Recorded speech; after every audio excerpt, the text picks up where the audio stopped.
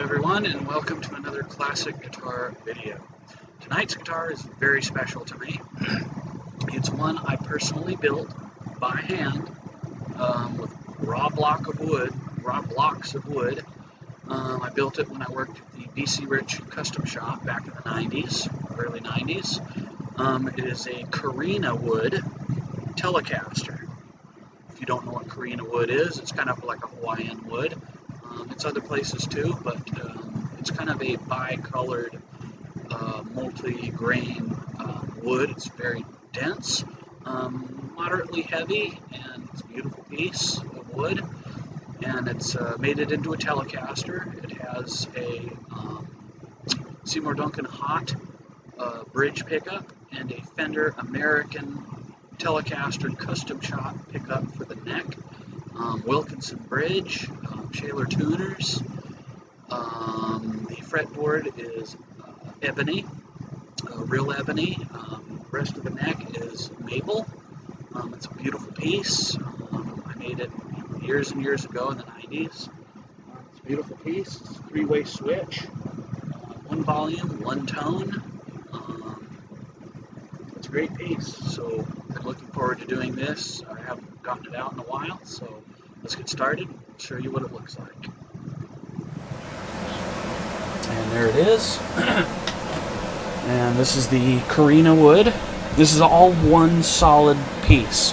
This isn't two pieces or three pieces or book matched. This is all solid one piece. I also did the binding. And we have the Perloid 3-ply pickguard that I made myself also. I made the neck. I made the headstock. I obviously didn't make things like the pickups. I didn't make the bridge. The bridge is Wilkinson again. The electronics are high quality. I did not make those, but I did solder and put together and map out all the electronics. I didn't make the knobs or anything like that, but I did make the guitar itself. It's all in gold tone hardware. Again, one piece Korina Wood, beautiful piece. It's pretty heavy. Looking at it, Telecasters are relatively light because they're relatively small guitar. This one weighs as much as a full-size Gibson Les Paul, an unchambered one, about 9 pounds.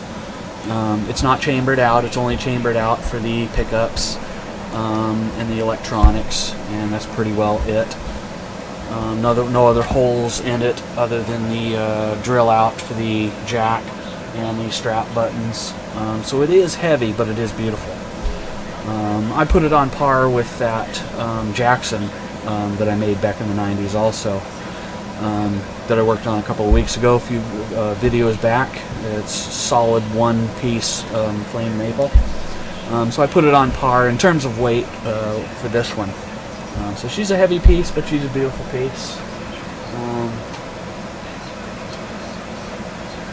Yeah, it's a great piece. I love it. Stellar piece. It's beautiful. I can't say that enough. I'll probably say it about 150, maybe 160 more times by the end of the night. This guitar won't take long. There's not much to polish on it. I'm just gonna, I've got some fingerprint marks on it, my own. And I'm going to double check the setup on it. The strings are new. Well, they're not brand new, but they are new. They only have about an hour's worth of use on them. So yeah. So we'll just go ahead and we'll fire this puppy up. Tone. Make sure nothing's staticky or broke or a little bit out of tune, but I'll pick this heavy beast up.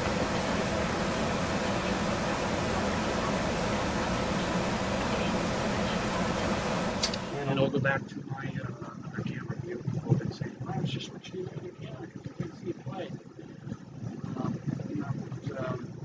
Sitting here for an hour playing a bunch of songs or anything. Sometimes I do that, but I just test play, I don't want to sit here for an hour.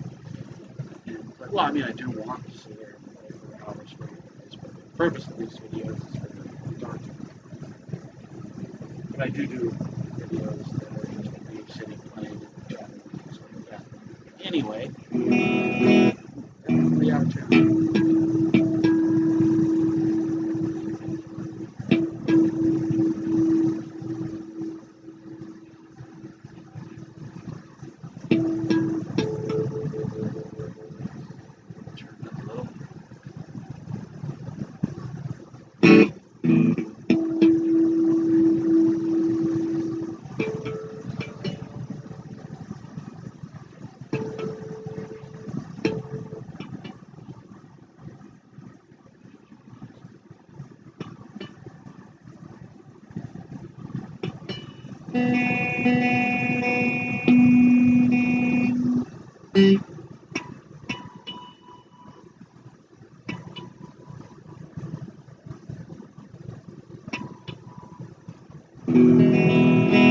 It's good enough just for testing.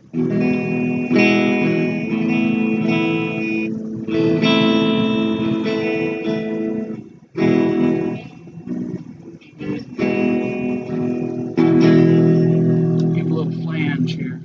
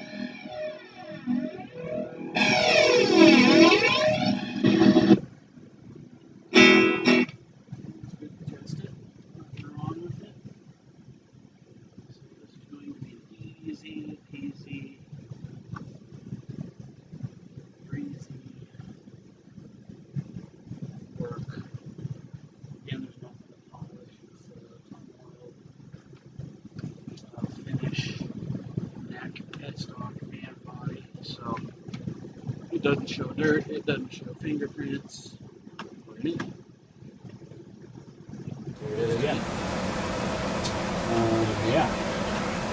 She's a beaut. As my dad would say, it's a doozy. It's a doozy.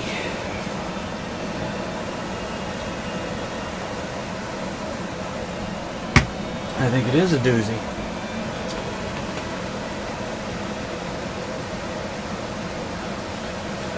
Oh, I wish it was a doozy. Most people don't know where that term comes from. It's a doozy. I'm sure you've said it, or your parents said it, or your grandparents said it. It refers to the Duesenberg car of the 30s. People bought a Duesenberg, they called it a doozy. It's a doozy. So that term kind of caught on for other things. So that's pretty cool. This would look pretty decent if it had a humbucker. I do have another one of these bodies that has dual humbuckers. Maybe I'll probably bust that one out probably during fall, and I will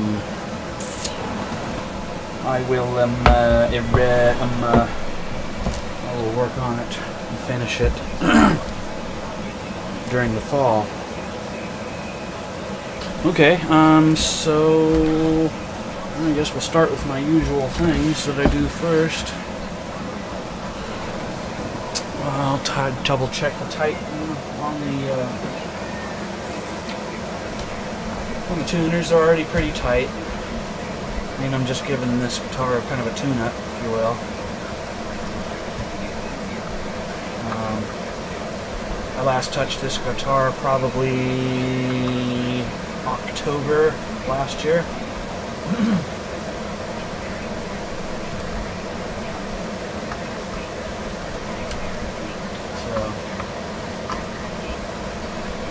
Running my swamp cooler tonight. It was 83 degrees in here, and been running for about 12 minutes, and it's already down 3 degrees, so 3 degrees means a lot.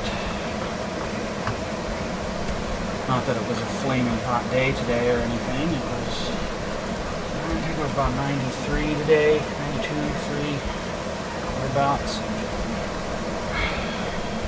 There we go.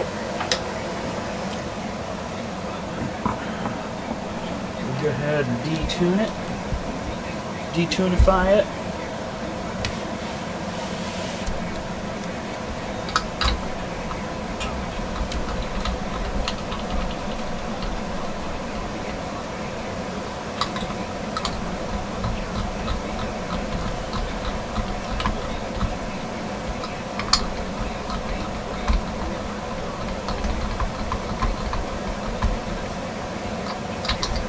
Oops.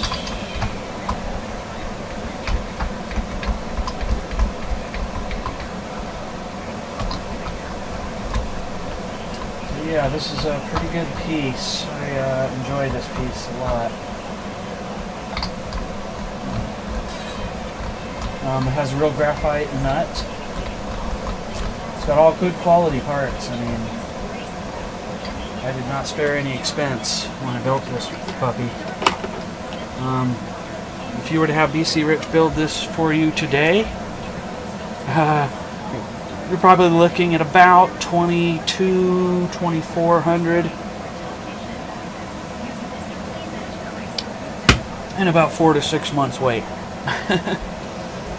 So if that tells you anything. The nut is a deep groove nut. I decided to make I made the nut by hand myself. I decided to make the grooves on the nut very deep. They're all about 1/8 of an inch deep. They're very, very deep, which is what I wanted. I wanted a nice beefy nut for good resonance and stuff like that.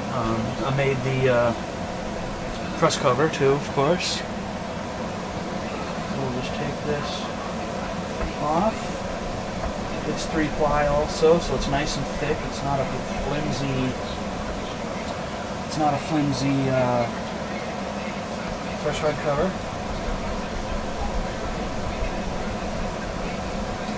Again, the fretboard is real ebony, and the frets are high quality jumbo stainless steel. So it's pretty cool. Pretty cool piece. Pretty cool. I'll give you a closer up look of the truss rod cover.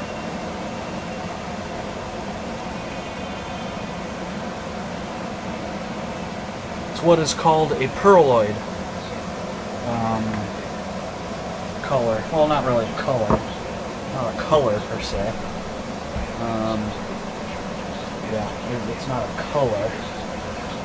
But it's just the design of the look of it. It's called pearloid. So it's pretty neat, pretty nifty. So I'm gonna go ahead and adjust the truss rod cover here. Whoops! I'm gonna grab the wrong one here. You know what, I think I mean, I can use that, but it'd be better if I use my little cupped. I have a cupped one. It's cupped on the end. See?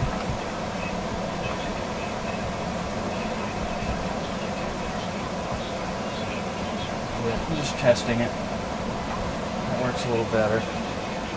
I'm gonna tighten it with the other one, just as a double up.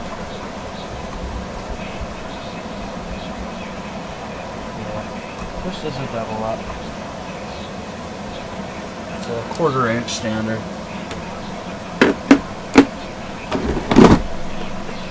Nothing fancy when it comes to that. Again, the bridge is Wilkinson. The bridge pickup is a Duncan Hot, and the neck pickup is a Fender American Custom Shop Telecaster. So that's pretty cool. That's pretty cool.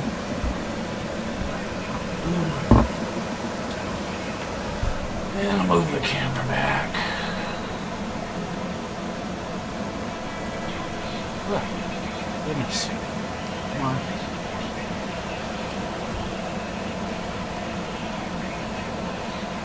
There we go. That's a little better. Okay. So yeah, very good high quality piece.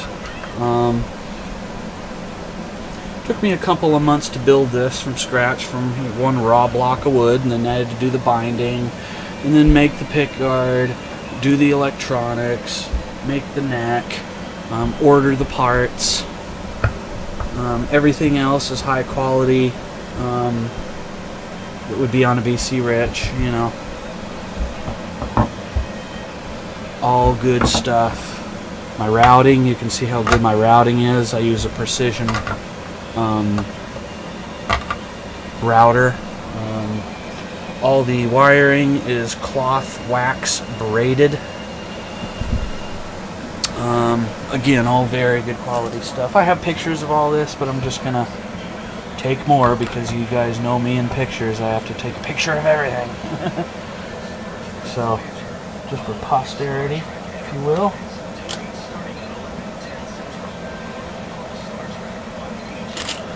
I did, ooh, that's not a very good picture. Flash too much, so I have to angle it. There we go, that's a little better. And then I'll take another picture of it with the electronics like that. So,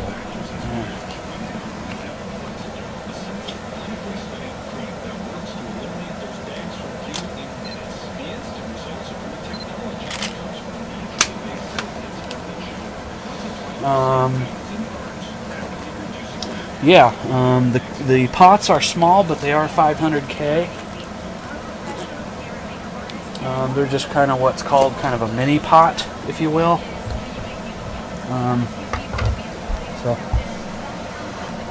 I always love taking the covers off of these ones that I've made, and I just kind of like smell the wood because the wood smells really nice too. Just so you know, the wood smells good. Of all things, the wood smells good. What do you know? Oh, I've got my fingerprints on the inside. Not that that's a big deal, but again, you know me, everything has to be nice and clean, and get a little bit of the wax from the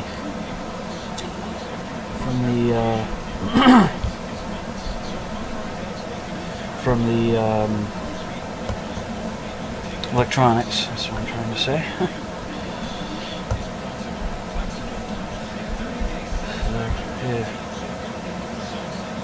So, pick this up, tuck the wiring back in, and just kind of put that back in. All the screws are nice stainless steel screws. Didn't fudge anywhere on this. I really didn't.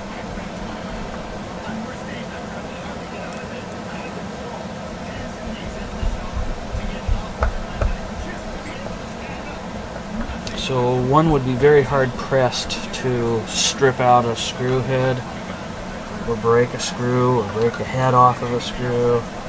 And anything's possible, but a lot less so with stainless steel. Stainless steel.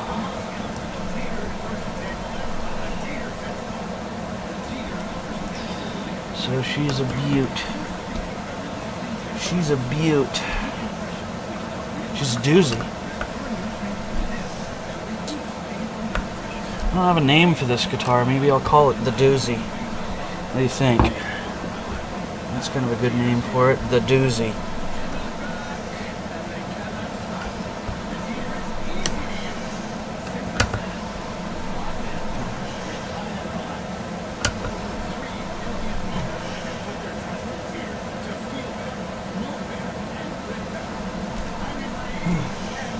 Okay, there we go on that. So yeah, I might name this the Doozy. The Doozy Telecaster. What do you think? Good, bad, or indifferent name. Good, bad, or indifferent. Now it's 79.5 degrees in here, and it started out at 83.5. So that helps. A swamp cooler helps. But I put ice in that swamp cooler too, so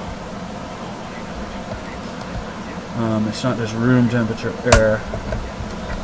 Take the knobs off, which are high quality knobs,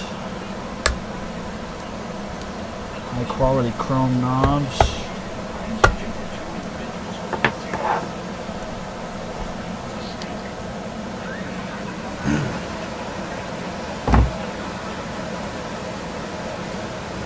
So we're just going to kind of go over the stuff here. Whoops.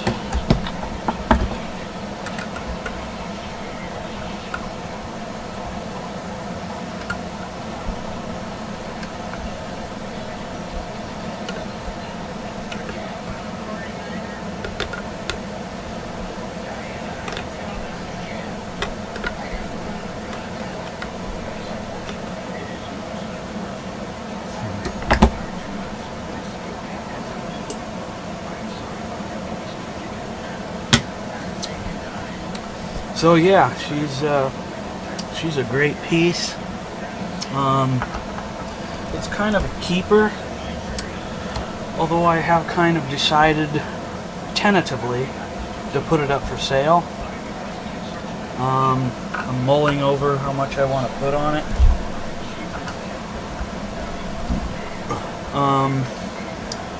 I'm probably thinking $1,500.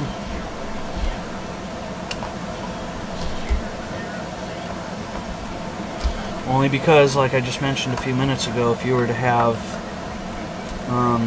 BC Rich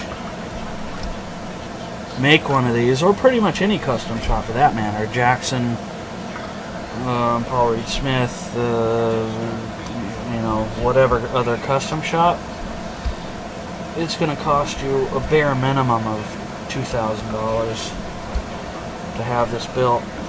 And then you're going to have to wait months and months and months and months. If I were building this guitar today, my cost would probably be $1,600, $1,800. Just for my cost, parts, labor, supplies.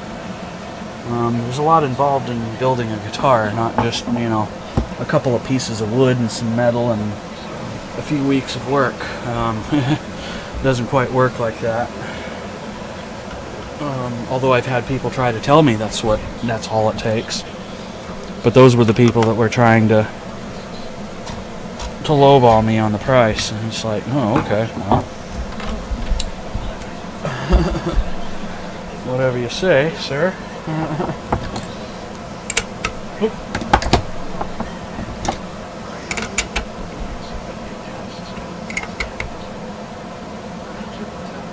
So everything is pretty well tight. I mean, you know, I tighten stuff. So it's just a matter of kind of me checking it and maybe going a quarter turn on some things.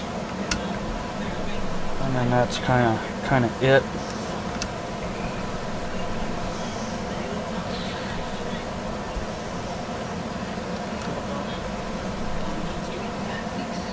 Oh, by the way, this hardware is not gold tone, it's 24 karat gold plated. I meant to say that earlier. So this is very expensive hardware. The jack, the tuners, the bridge, the cover for the bridge pickup, the mounting plate for the electronics, All of that is gold, 24 karat gold plated. I did try and get gold plated strap buttons, but I couldn't readily find any at the time. I didn't have any in stock, and the shop didn't have any in stock. So it's just like, okay, well, I'll stick to the steel ones. These are good strap buttons. These are stainless steel ones. They're not cheap pop metal ones. They're really good. One thing I might change on this is this cover. Whoops. Not cover. The tip for the pickup. I'm 90% sure I have some white pearloid ones, so it would go really good in combination with this. So I might change that out. This one's been on there since the 90s, so so there is that.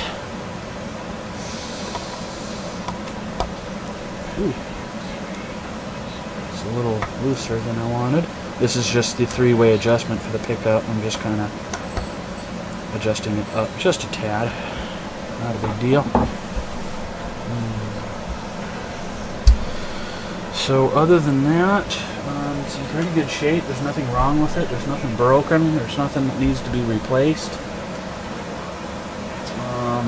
Yeah, it's a stellar piece. Oh, and I forgot at the beginning of my show.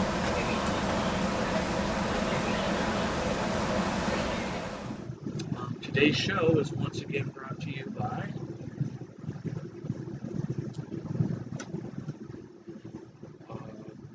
Guitar Center. Guitar Center of Glendora, California. Manager there, CK. Really great person. Really great store. It's only been open a little over a year. So check them out if you're ever in the area. And tell them the guitar guy in Glendora sent you. Classic guitar. And they'll be like, oh yeah, we know him. We know that guy. We know that fella. Get him out of here. He's terrible. No. They wouldn't say that, but they all know me. Well, most of them know me. Probably 75% of the employees know me. They know me.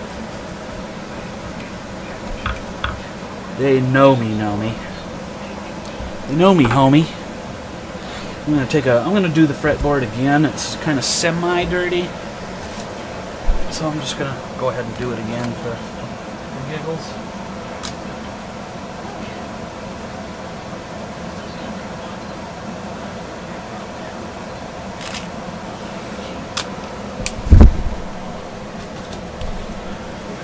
I still got my brother's drill. I ordered my drill. It should be coming tomorrow. I just got a notification saying my drill will be here on the morrow. And my camera battery should be here Monday. And then I'll be going back to the fair, LA County Fair, following Sunday. Not tomorrow's, not next day after tomorrow Sunday, but Sunday after next.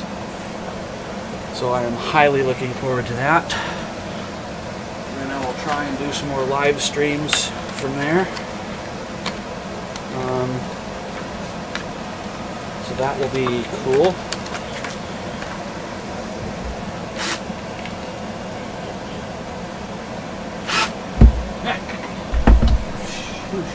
Shushkabees. Shushkaberries.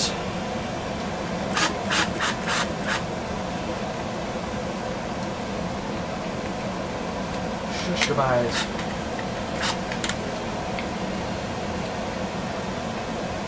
Nabbits. Oh, come on now. Good. I'm usually very good at this. I'm a little bit butterfingery today, a little bit. So again, the wood on this is Korina Wood. It is all one solid block piece. It's not 2-piece or 3-piece or book match piece or anything like that. It is one solid piece. It took me about 4 days to make the body and get the body the way I wanted it to. The fretboard is real ebony, and the inlays are dot, genuine mother of pearl.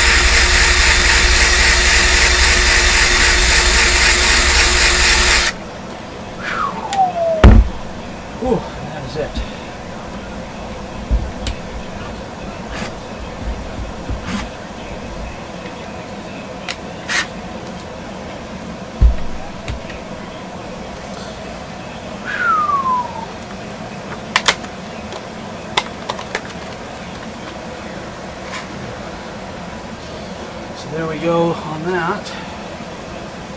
Fresh towel. And I'll go ahead and do about a dozen strokes.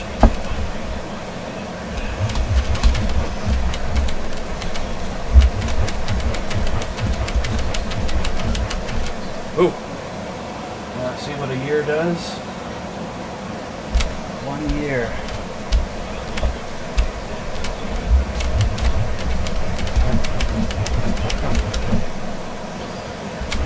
That's what a year does. Beautiful fretboard. Had I had it done over, I would have done fancier inlays on the neck, cloud or lightning bolt or shark tooth. Well, maybe not shark tooth, would probably be a little too fancy. Big cloud, maybe diamond, large double diamond.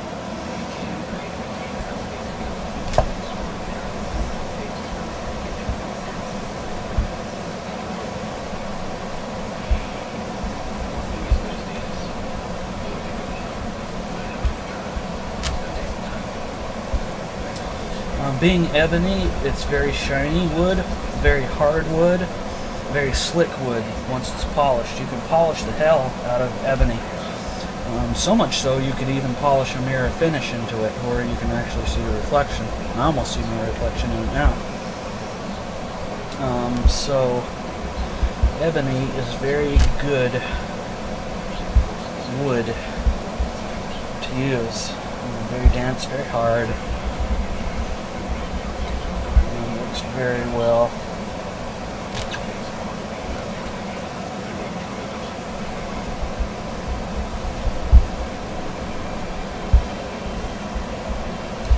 It's a nice guitar. Again, I'm not necessarily wanting to sell it, but I am going to put a price on it. If somebody buys it, great. If not, I'm not going to not eat if I don't sell this guitar. So, I'm not gonna not eat or pay my bills or whatever if I don't sell it.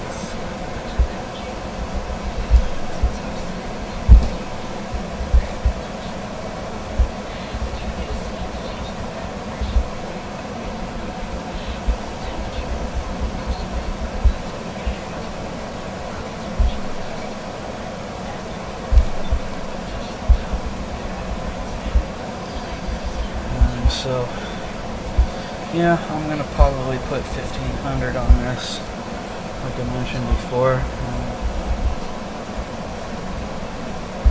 Somebody offers me 14 or something, I might consider it, but I'm going to be pretty steadfast at 15. And there's no case. There's not going to be a case with it. So keep the price down on the guitar without a case or a gig bag. I wouldn't put this expensive as a guitar in a gig bag anyway, because then people will be like, it kind of gives the air of the guitar is cheap if it's in a gig bag. With some people, I've actually had people tell me they weren't going to buy my guitar because it was in a gig bag, and it's like, well, you can get a case for it, you do know that, right?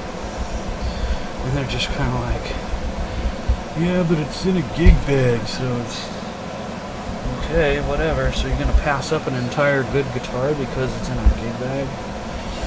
But a lot of people kind of think that way for whatever reason. It's just like, okay, whatever. Think what you want to think, believe what you want to believe.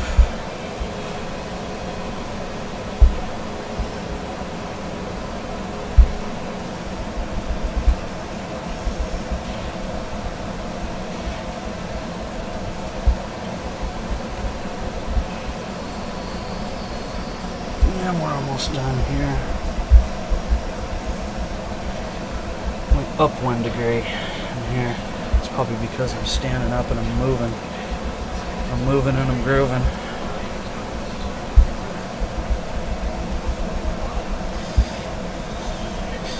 And inevitably I'll get somebody to say in chat here or after the video, why didn't you put conditioner on the fretboard? Well, for one thing, it's ebony and it's very dense, so putting any kind of conditioner on it, liquid or otherwise, is just not gonna... It'll penetrate some, but it'll penetrate so low that you won't be able to tell the difference if it had a conditioner on there or not.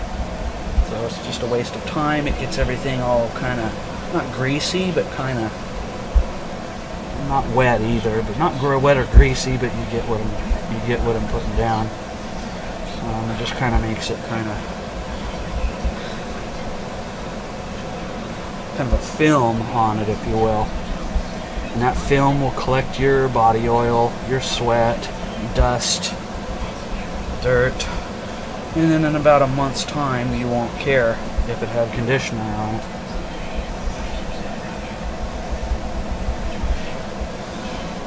Because it'll be all dirty again.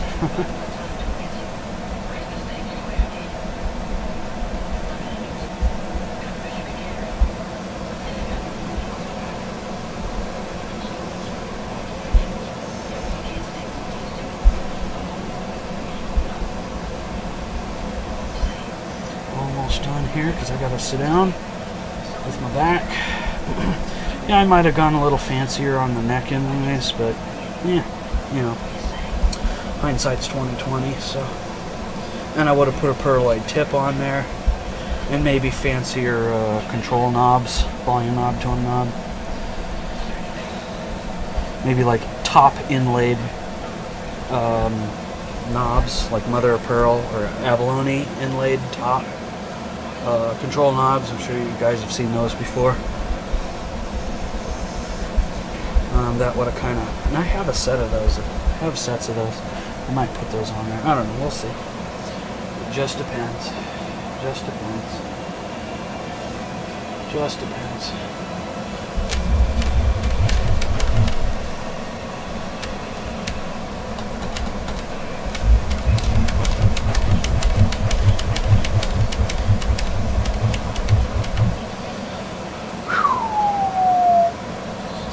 go, we're done on that aspect. Take pictures of it immediately. I always do that before I get my grubbies on it.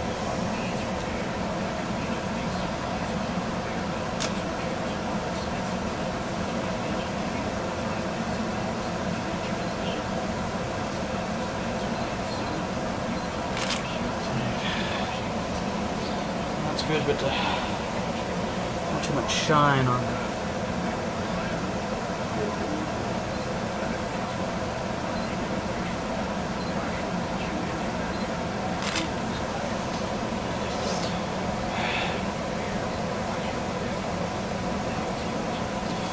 Yeah, that's great. Big difference, always a big difference. One of my favorite things to do on a guitar is to clean up a dirty fret and fretboard. Just makes a world of difference. I'm going to sit down a minute because I'm getting overheated. Oh wow. Yeah, those frets and fretboard, look how freaking shiny those are. Oh, look at that. Oh, look at that after.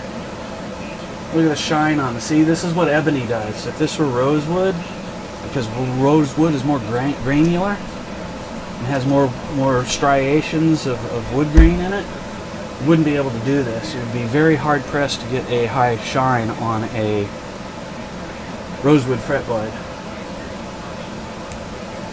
I should have done this before I did my cleaning and polishing, because it would have only shined about half of that much.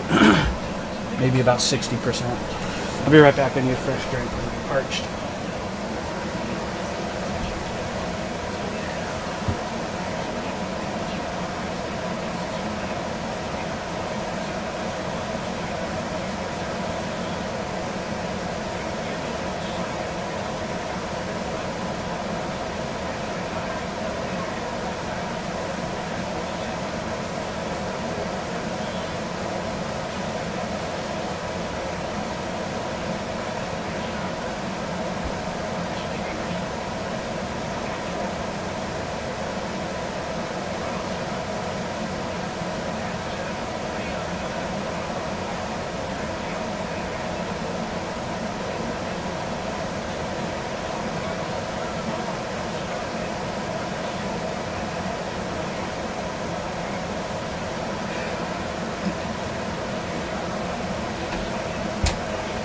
Yeah, whatever. Okay. Whatever. No big deal. Think about something and doing something else. Alright, no biggie.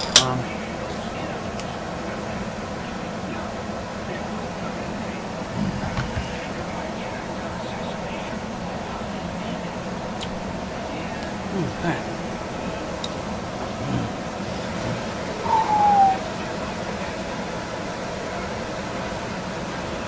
Okay.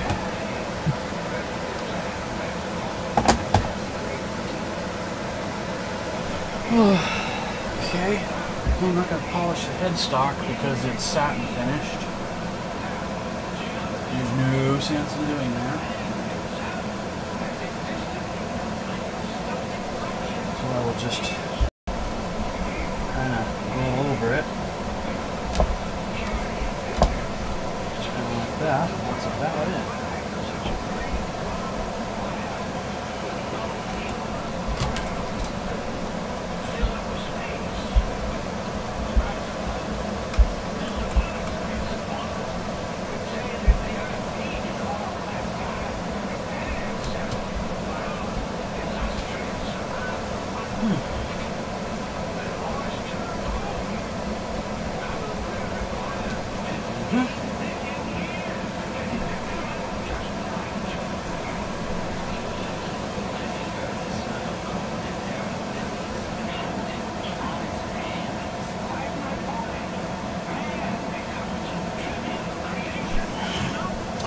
Alright, she's looking good.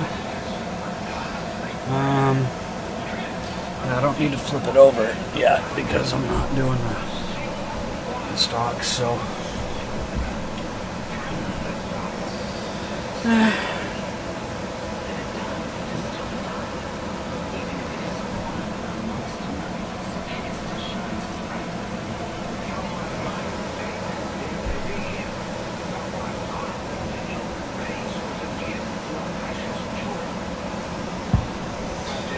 Well,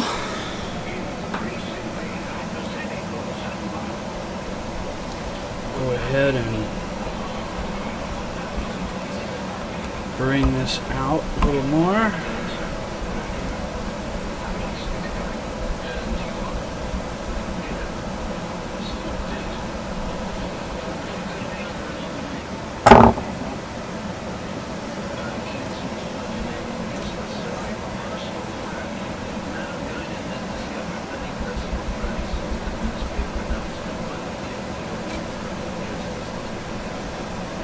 Yeah.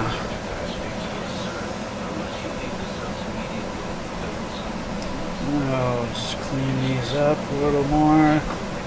They're not exceedingly dirty or anything, and just clean my own fingerprints off of it. And I do have it in a case, despite me not including one if somebody buys this. But I do have a hard shell, extremely padded case for it, so.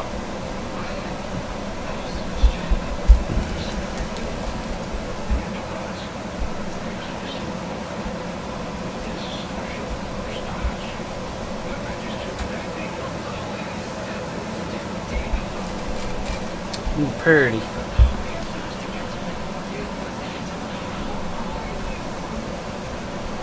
She's pretty.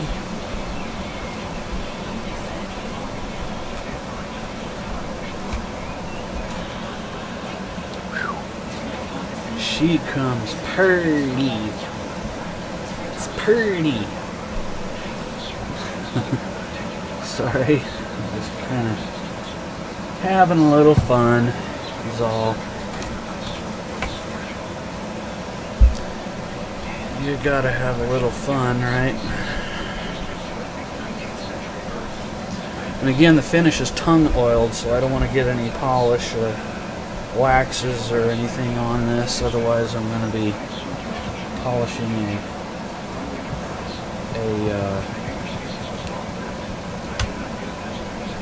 a polished spot on it, and I don't want to do that. Just be very careful with my strokes, and they'll be golden.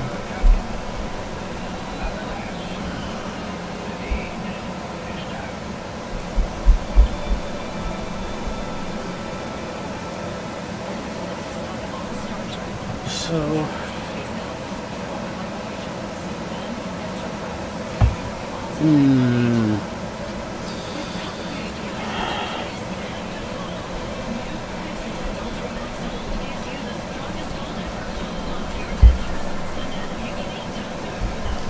So yeah, I'm just cleaning up a little bit of the fingerprints, and you know, you can't not get fingerprints on a guitar when you play it, so, because hey, that's what guitars are technically for playing. So it's like, okay, well, you can't not get fingerprints on it if you play it, unless you're wearing cotton gloves or something. I suppose one could wear cotton gloves with cutout fingers in it, but that would not work too well, I don't think. I don't think I've ever tried that. I might try that one of these days just for giggles. To see what that does, you know. Just to say I've done it, and either it did work or it didn't work, you know.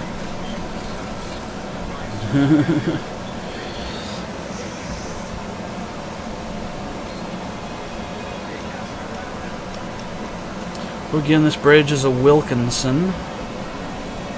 It's pretty well new condition. New condition, I mean.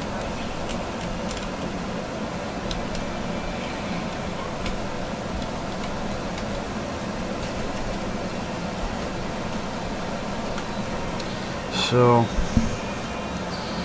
yeah, ooh, that one's loose. So that's not working too well. That's loose. That's loose as a long neck goose.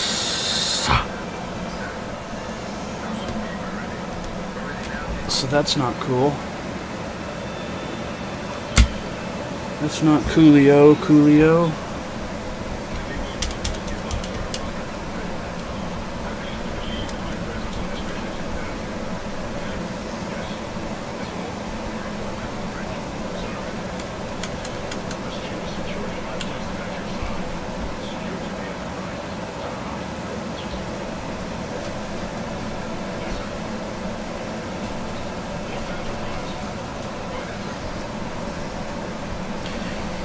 So, yeah, we're doing a pretty good job in polishing this, so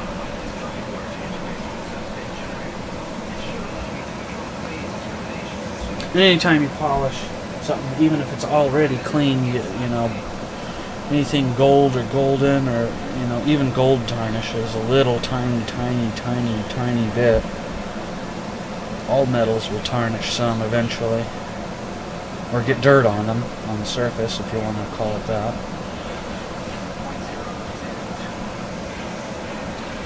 So,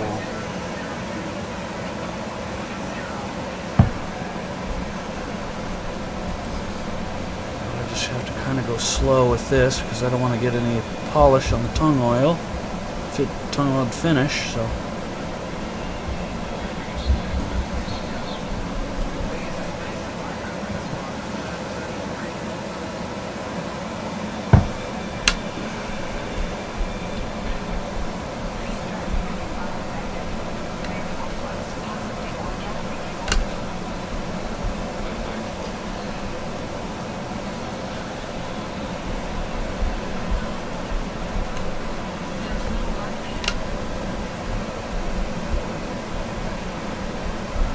So yeah, she's a pretty spectacular piece. I've been looking forward to doing this one for a while. I just haven't set aside the spare spendable time because I had other guitars that I needed to get out. I typically try and get my cheaper guitars out first because that's what generally sells first. To your typical, you know, to your typical end user. So yeah.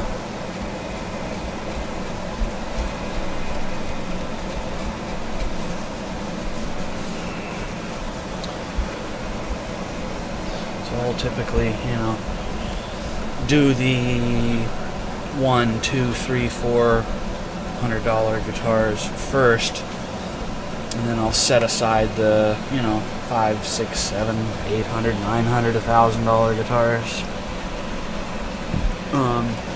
To do a little bit later time, unless somebody's, you know, says, hey, I'm looking for XYZ, do you have it? And then I'll say, yeah, but I need to work on it, give me a day or two. And that's happened before. So there is that. Again, I use my little stick that I made to get into the cracks and crevices.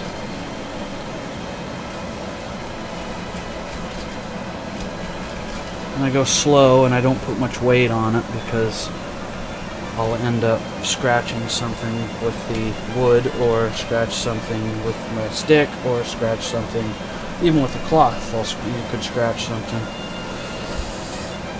Contrary to popular belief, you can scratch a surface with cloth, even microfiber. So there is that issue.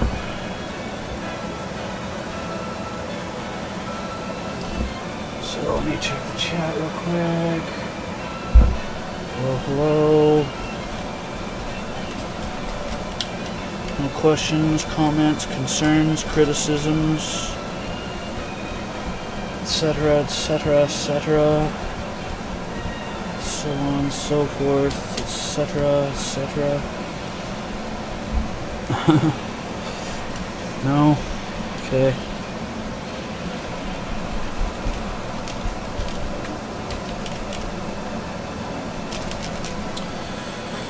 Yeah, pretty good.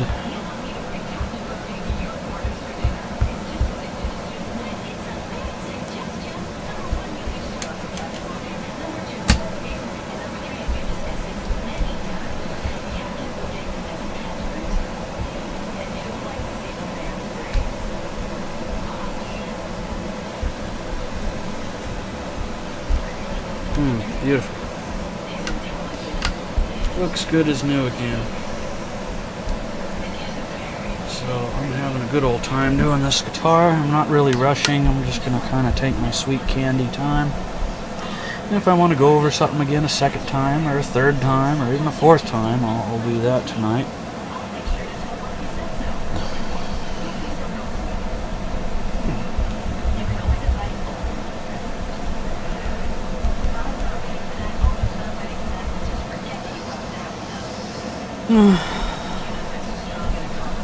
Oh yeah. What happens when you do things a second time and a third time. And yeah.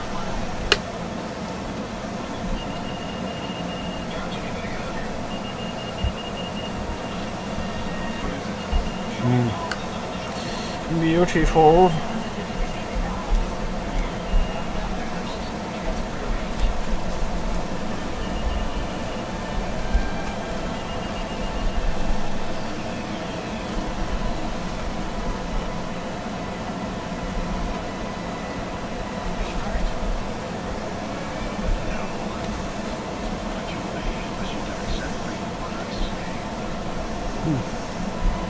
Beautiful.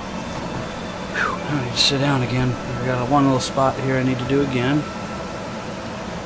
So I'll do that. I don't want to polish too much because this is 24 karat gold plated. The gold plating on these are typically pretty darn thin. So you don't want to go too much elbow grease on it, or you'll be rubbing down to the base metal. And that would not be copacetic at all.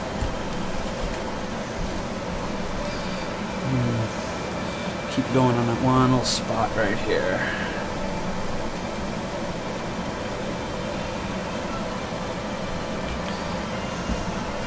Oh yeah, there we go. Mo better. Mo better blues.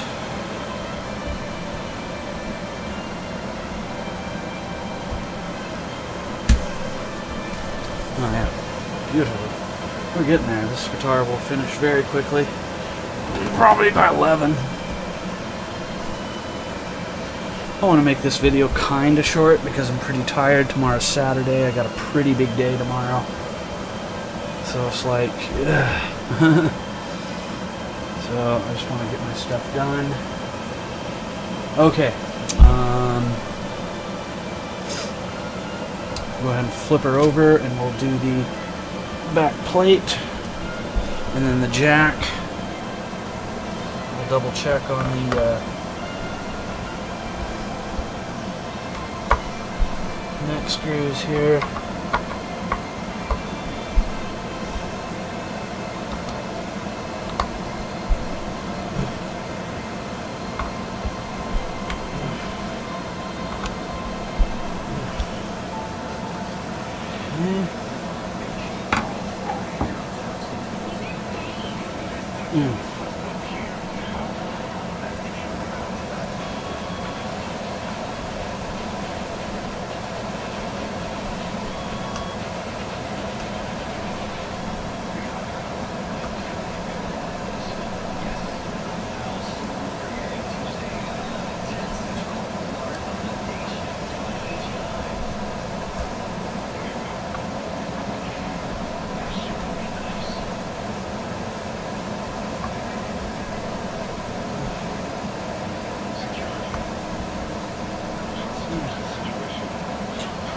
Go.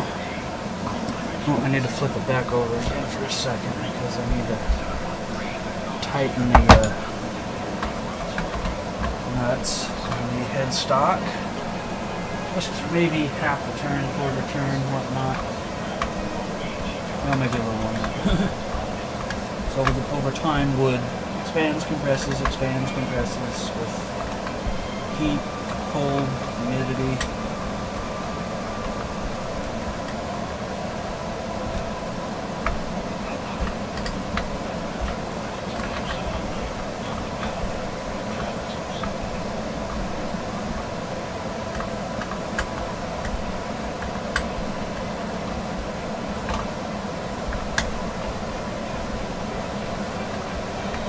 Probably half a turn it's turning out to be on each one.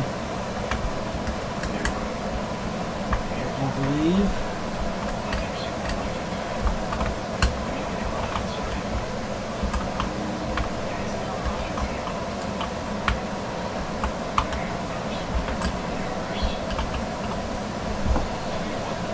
Okay, so there we go on that.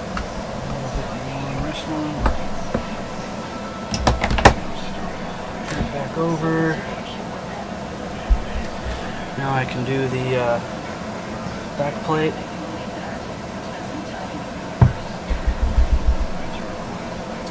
I do have a BC Rich custom shop back plate for it, but as I've mentioned to you guys before, I don't like to put those on because then I get accused of making a fake guitar, even though it is a real guitar. I mean a real branded guitar.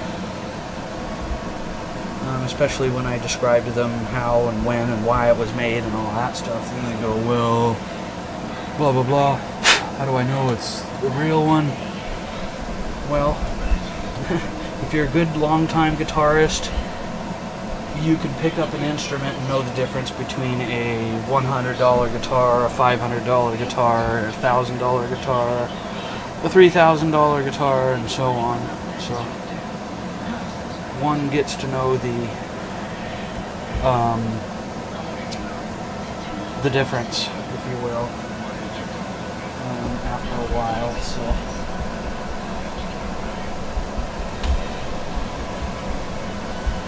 Slow down a little because I'm starting to go too fast. I kind of typically do that sometimes. It's like, I start doing fast and then I might make a mistake, scratch something, break something. So slow down a little bit and enjoy what I'm doing. It's not just work to me. I actually enjoy doing what I'm doing too. So that's a big part of it, enjoying what you're doing. Enjoying what you're doing.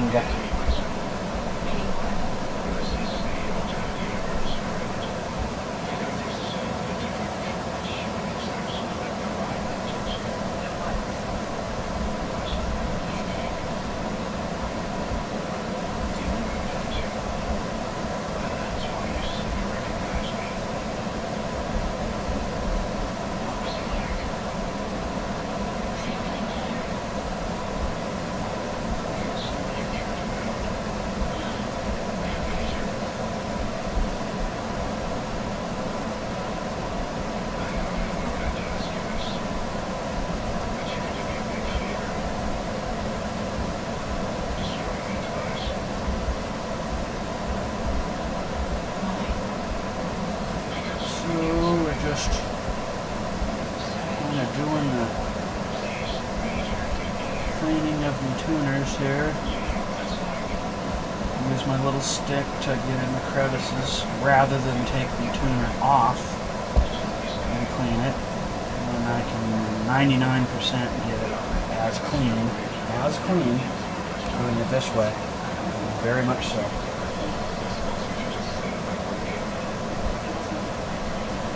Contrary to popular belief. Like people say, you can't get it as clean. Yeah, you pretty much can if you do it right. I do it right, you guys can pretty well see I'm doing it right.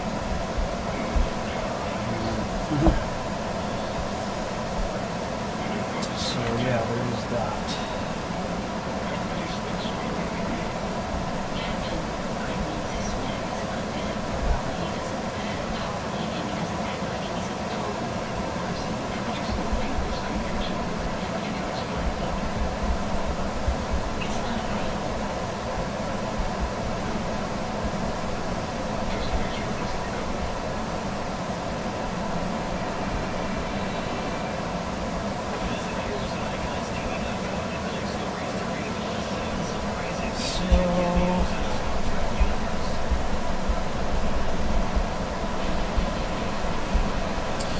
Getting it pretty clean here, so I'm happy.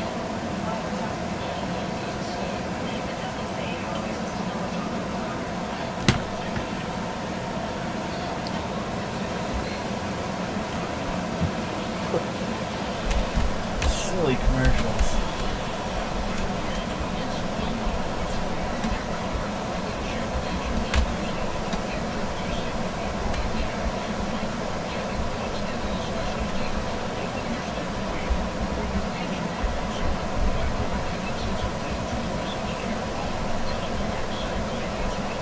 Ooh, beautiful. Oh my goodness, look at that. That is stellar. Stellar.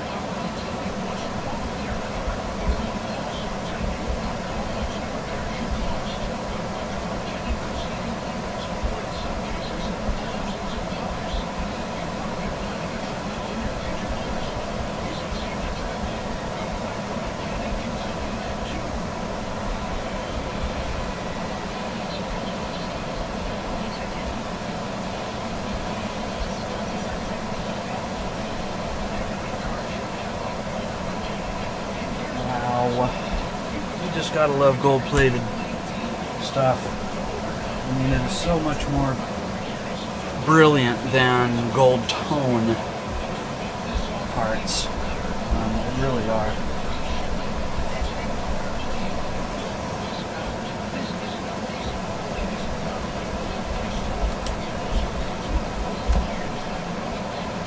Beautiful.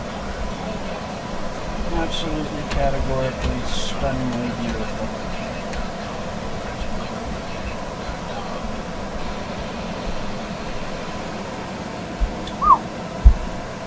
Look at that. I'll pick it up and I'll show it to you. I'll move the camera back. And I'll show you.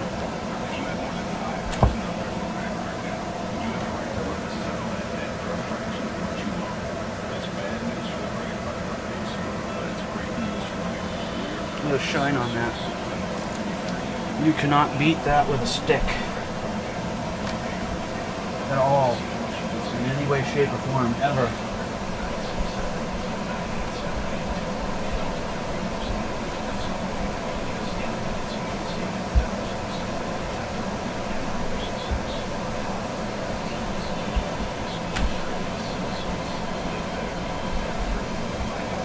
I'll probably go ahead and just put my truss rod cover back.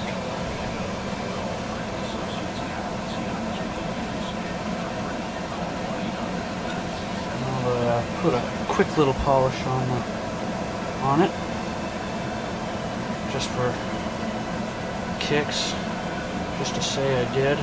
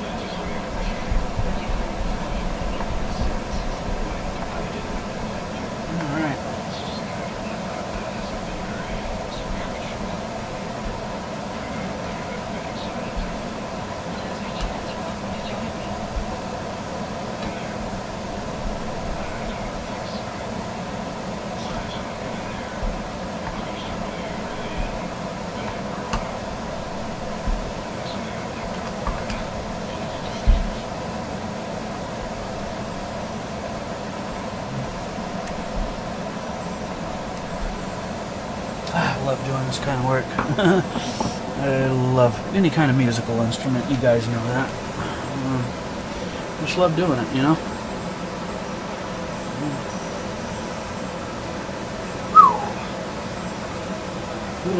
Feeling a little warm. It went up 1 more degree. It's because I'm moving around feverishly, I think. I notice that when I tend to sit down, wait about 5, 8, 10, 12 minutes, and then the temperature will go back down another degree or two. Because, you know, body temperature and whatnot.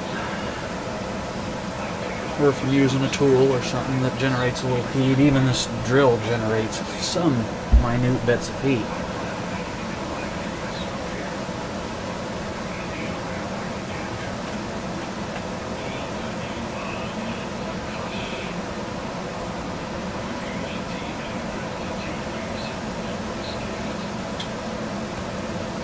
Glad to be here with you, fine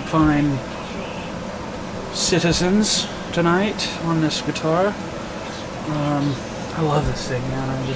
I need to get out my other bodies. I think I did show you my other BC Rich custom shop bodies a while back. The BC Rich Bitch bass and the BC Rich just a PJ bass body in curly jumbo flamed maple, etc. And Korina Wood also, and mahogany. Maybe I'll show you guys those again at the end of the show. And those are going to be my fall projects. I know I said that last fall, but you guys know I did so many guitars last fall. What did I do? Like 120, 130 guitars between like October, November, December,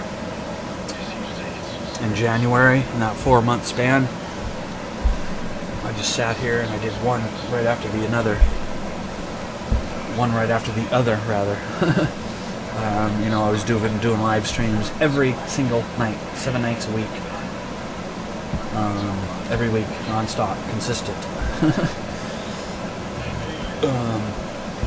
It's like, wow. So you can see the quality of these pots.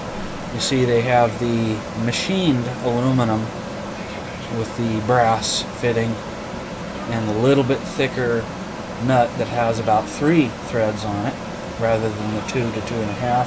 So you know these are good quality, very smooth, not grainy. Pots, same with the switch. It has nice fluid movement.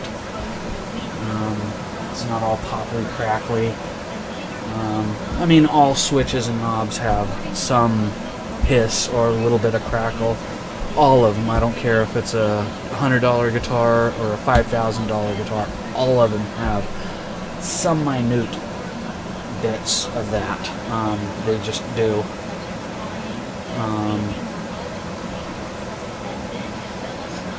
But these are pretty smooth. I mean, you heard it when I test played it, so. So yeah, I mean,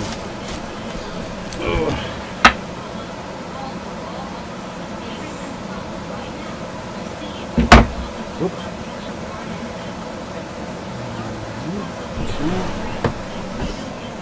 Okay, so I make sure they're turned up all the way, and then I proceed to put it on the shaft.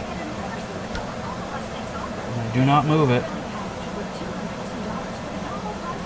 I always put it in the down position so that way when you're at full volume you don't see the set screw.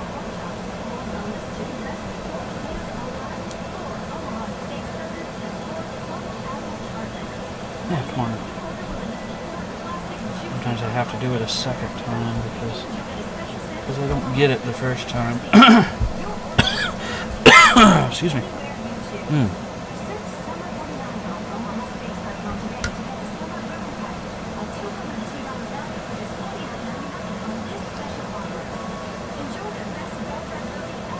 you have to be careful so you don't move it. Or when you turn the Allen this way, you don't scratch the surface.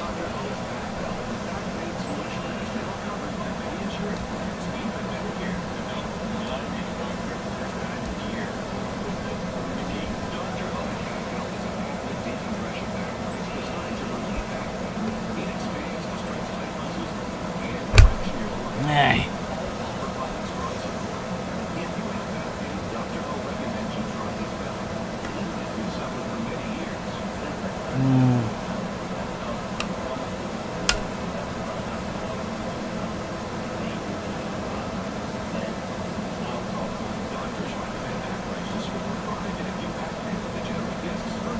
So you guys can see how much care I do just in putting knobs on. And then I turn it and make sure it doesn't, you know, do this as you turn it and make sure it's not scraping the plate. Make sure everything's even. Put my 1.5mm Allen wrench back in its respective space. And you can't polish the sides because they're knurled, but I can polish the tops.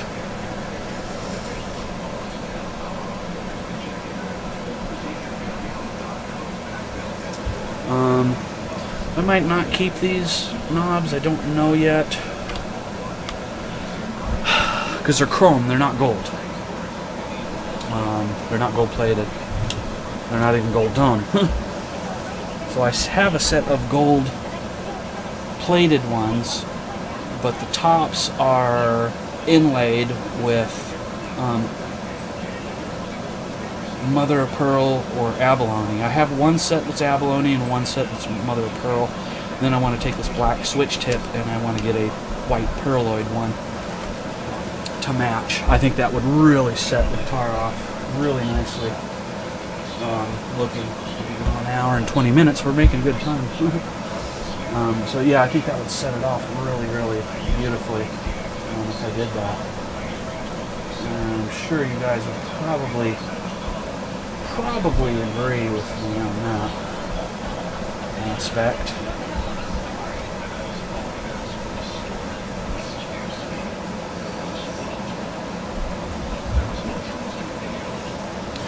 Okay. Double check the bridge and see if I want to polish any aspect of it again, or the pickup. And I'm going to say no. So I'm going to go ahead and put this back down again.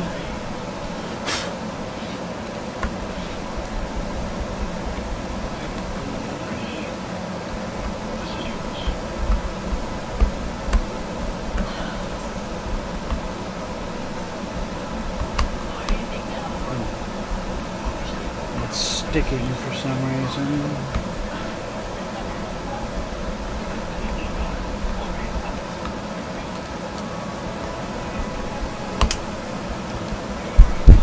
There we go. Sometimes they stick a little bit and we gotta give them a little love tap. Just a little love tap. Ah, shoot. A little burr of plastic from the pit guard sometimes that, you know. Yeah, that's good enough. Now, I think I will go ahead and,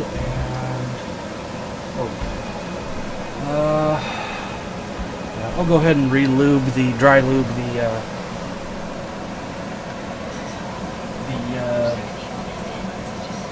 nut. I'll show you how I do that again.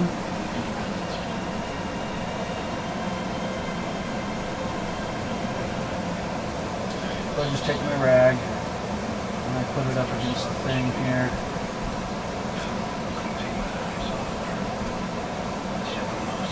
So that way I don't squirt any of the dry lube all over the work. I just clean and polished. And little of this stuff goes a long way. So you have to just really very gingerly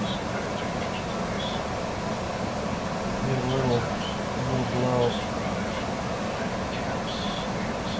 And you have to coax the material down to the bottle.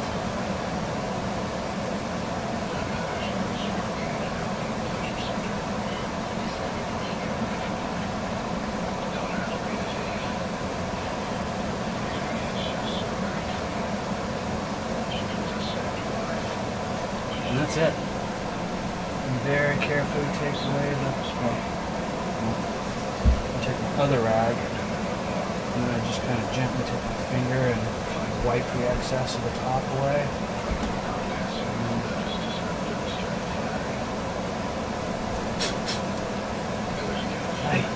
Sometimes you still get some on it, but because it is powdered and it's kind of hard to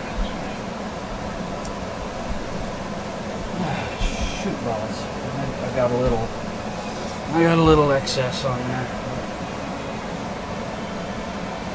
Go ahead and put my strings in while the powder is still there.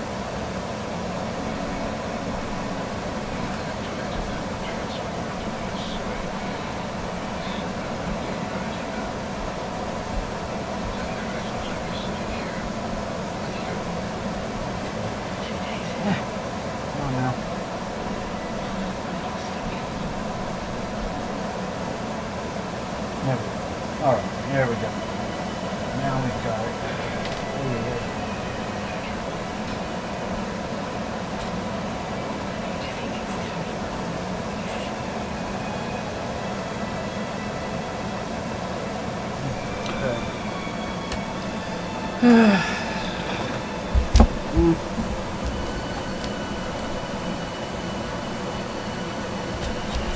Reglue the feet to the bottom of my stand here because they're not cooperating. Okay, so wind strings back up. Make sure all the winds are under each other.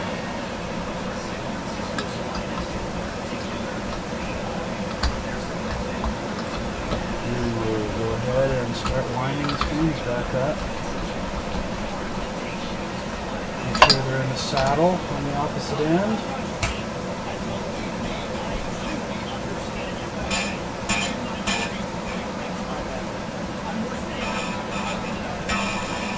Need to adjust that pickup down.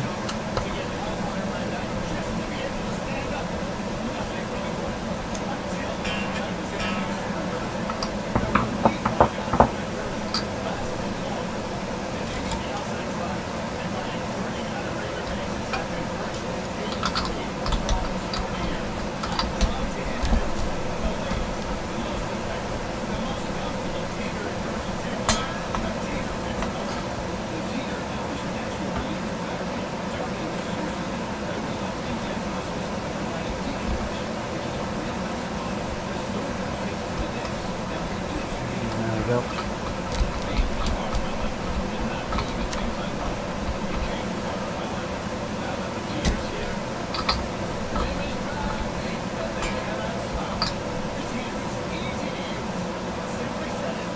Now the unwound strings, I'll go like this and feel them and see if there's any rough spots in them. And I'll take my trusty little pad here and I'll just kind of clean it up a little bit. The strings are new, they have less than an hour use on them, but they've been on the guitar for a while, so now I'll feel it. Yeah, now those rough spots are gone. Now I'll do the B string.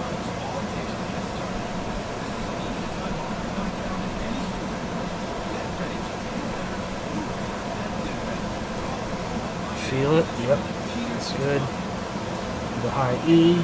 It's a little bit rough.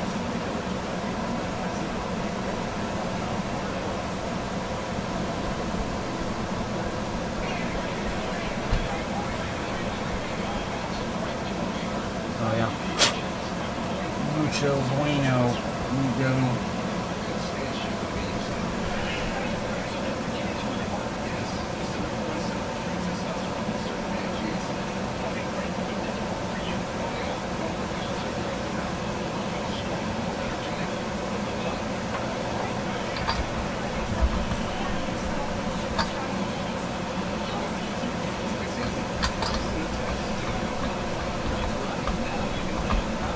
Oops, I forgot to do that piece right.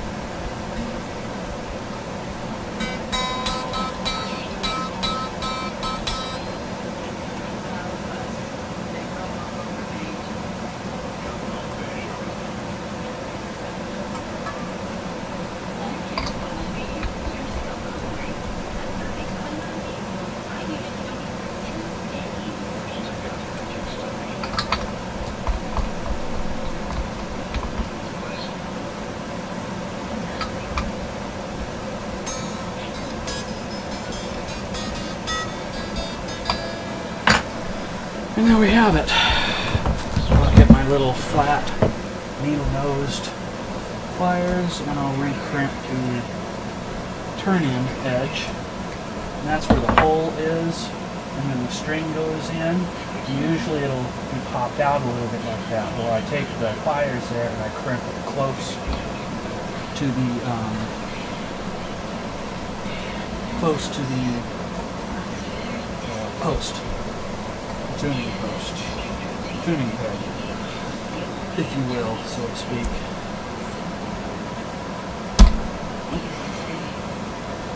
Carefully.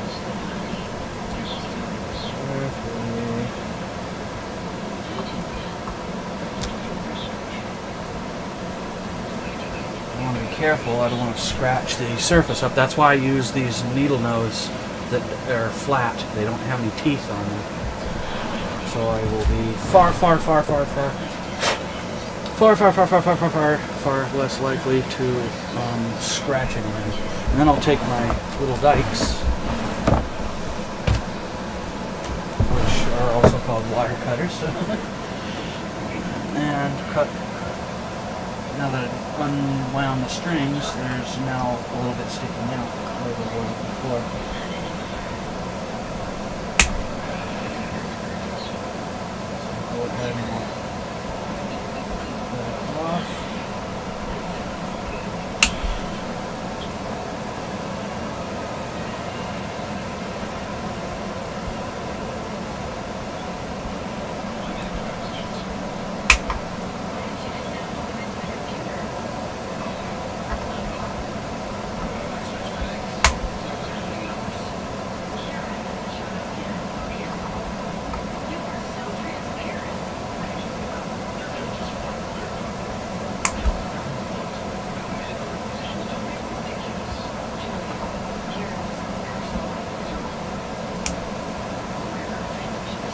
Now, if you run your hand across it by accident, you won't get your hand all bloodied.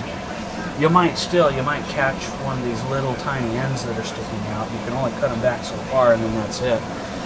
But you're far less likely to do that than if you have an 1/8 of an inch or a 1/16 of an inch or a 1/4 inch sticking out. And I'll go ahead and I'll polish the tops of the tuning peg, because I got my grimy grubbies on it. Grubby tubbies on it.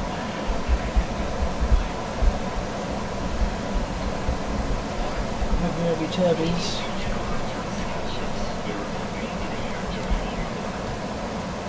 I'm gonna see if I can tighten the G up a little tiny bit more.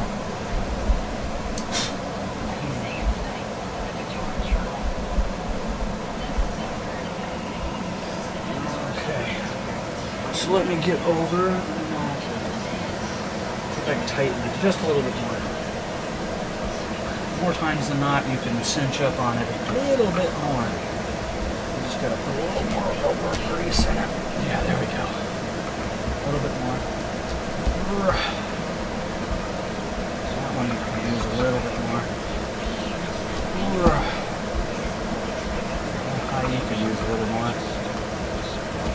I mean, these do have nylon washers in there, so you do kind of want to be careful, because it'll crack out that nylon washer, and then it has a little spring steel lock washer in there too.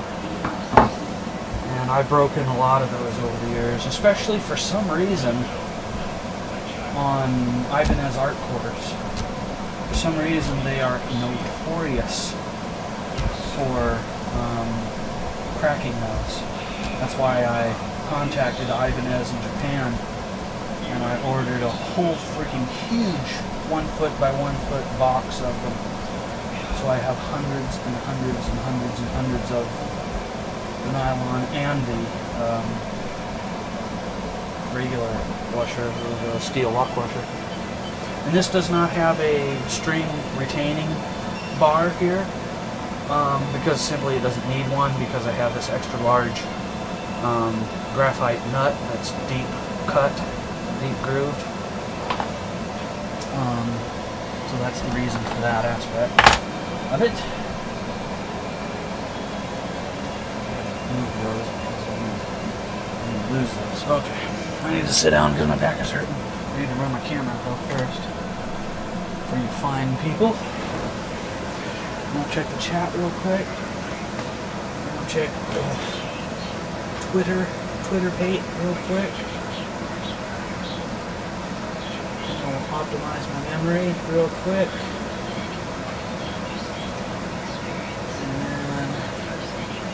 quick hi to you fine people. And back to the guitar.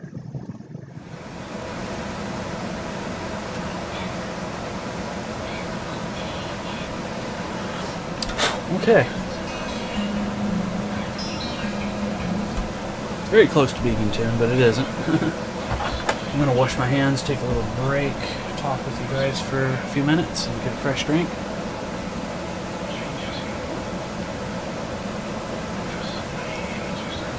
So I'm parched, and I'll be right back.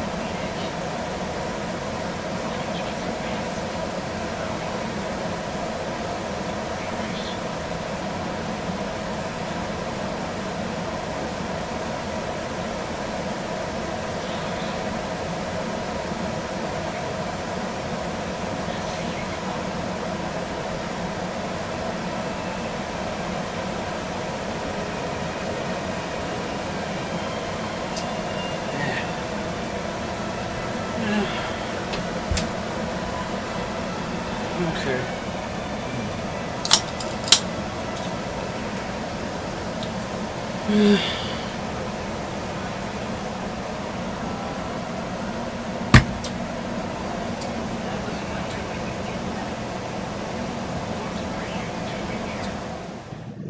So again, tonight's show is sponsored by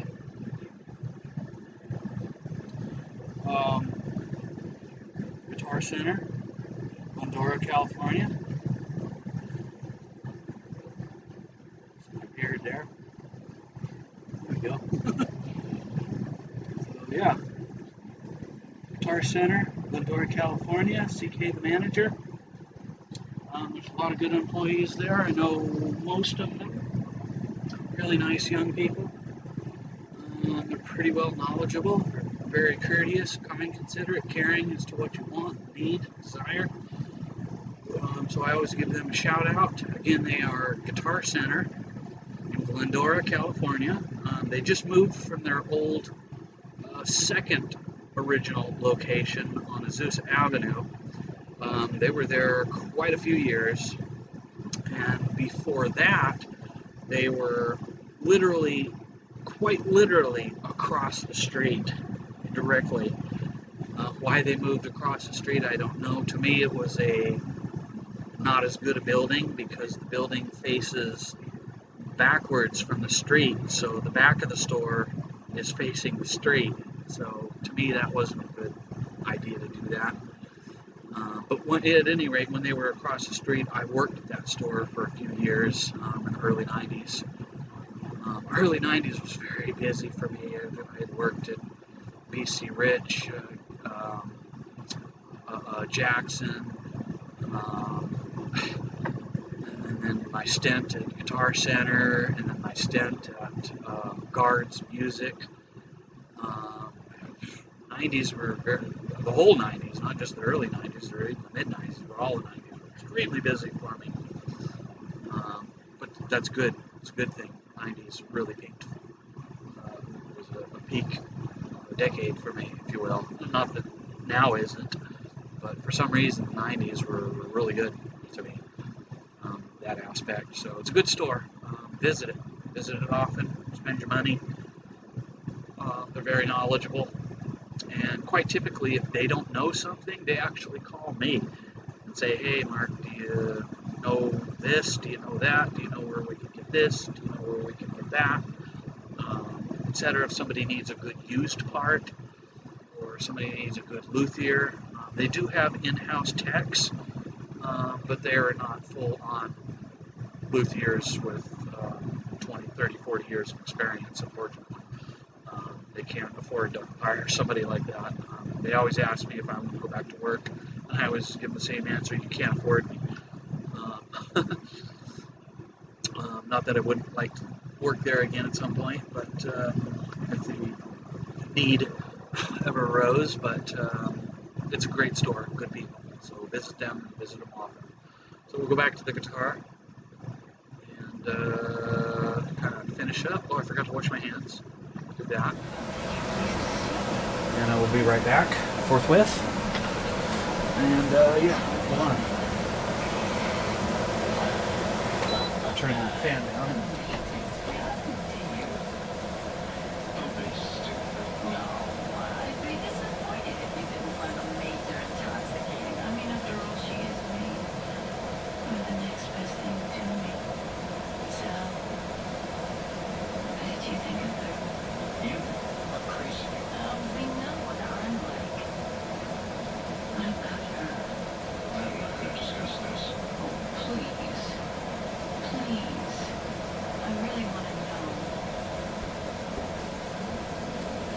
Okay. Hands washed. Hands washed. Whooshed. I always say whooshed. I washed my hands. I don't know where I get that from, but I do. Over the years, it went from washed to whooshed. Whooshed. I washed my hands. I washed. Washed. Kind of washed. W-U. Washed. I washed my hands. I washed the car.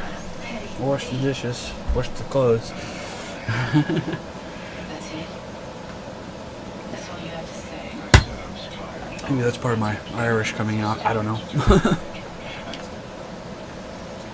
Not that that's Irish or anything, but... Okay. Okay. Alright, okay.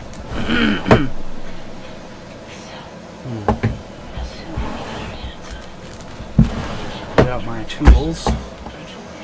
My two L's.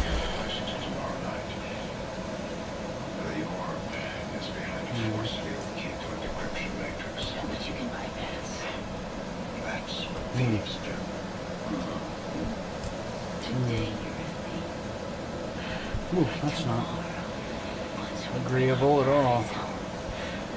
That's too big. Okay. Need to get out the standards. That was metric set. I need to get out the standard set. I forget what over the years what size I used. I think it's 1/16, I think. Or 5/64. No, it's not 5/64. It's 1/16. I'm almost positive it's 1/16. Yeah, there we go. Okay, so it's 1/16 on that. And then this is going to be 0.05. Nope. Oh yeah, that's right. Never mind.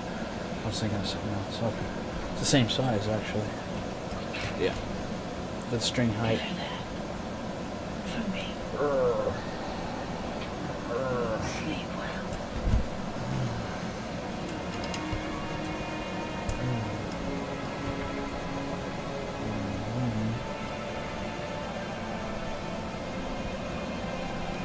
Why is it doing that?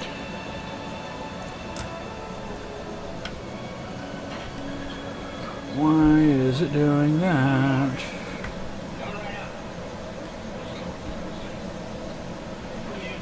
There we go, that's better.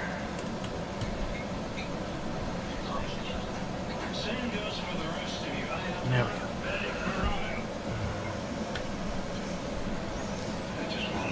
When you tighten these Wilkinsons, sometimes the saddle gets a little cockeyed, so you have to be very careful when you set the set screw, so as not to. Oh, and before I start, I need to polish the jack. I forgot. Boy, that fret and fretboard looks bitchin'. I'll tell you that right now.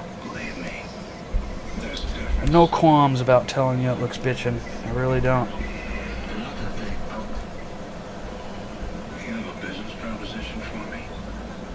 Spit it out. Picture this. You see it here wearing robes. Along with the ones waiting patiently to pay good money just to make that virile. Maybe touch his hand. Like I said, I'm not Betty Virile. A mere technicality. You're the closest thing to Betty Virile they're ever going to see. Which is why the girl love you. I wouldn't know what to say. The less, the better. Just nod every once in a while and smile. Benign. It's very simple. Later on, once you get the hang of it, you might even throw in a blessing or two. What do you think? Alright, there we go. People like you my whole life. Ah, it's a beautiful guitar. Somebody's going to be really happy if they buy this. I'm going to cry when I sell this thing. I really don't. If somebody, like I said, if somebody buys it, great. If they don't, that's fine too. I'm not going to lose sleep over it. And I'm not going to not eat or pay my bills or whatever if I don't sell it. So, yeah.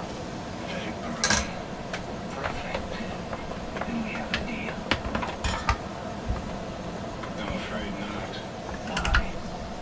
Because right now I don't like either one of us. Ooh, I don't want to lose my microphone again.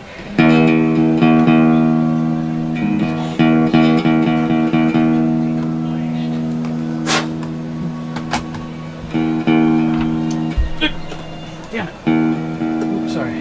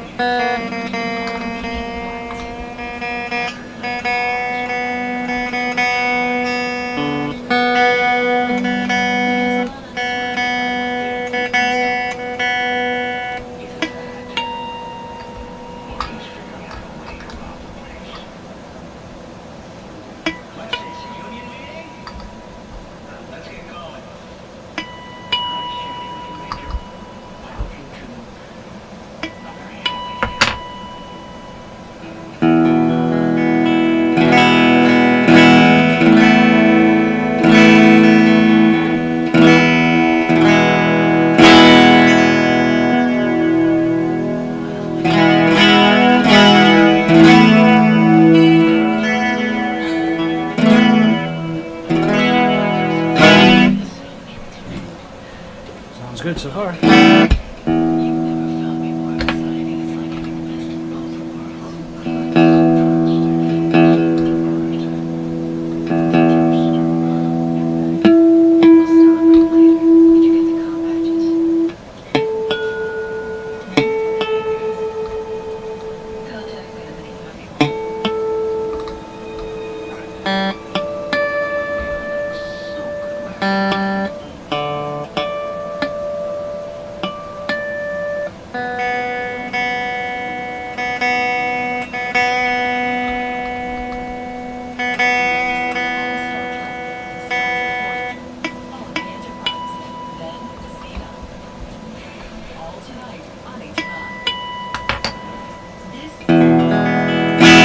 very close to intonation, so I probably won't have to mess with it too much. A couple of saddles I have to readjust because I got a little cockeyed. Other than that,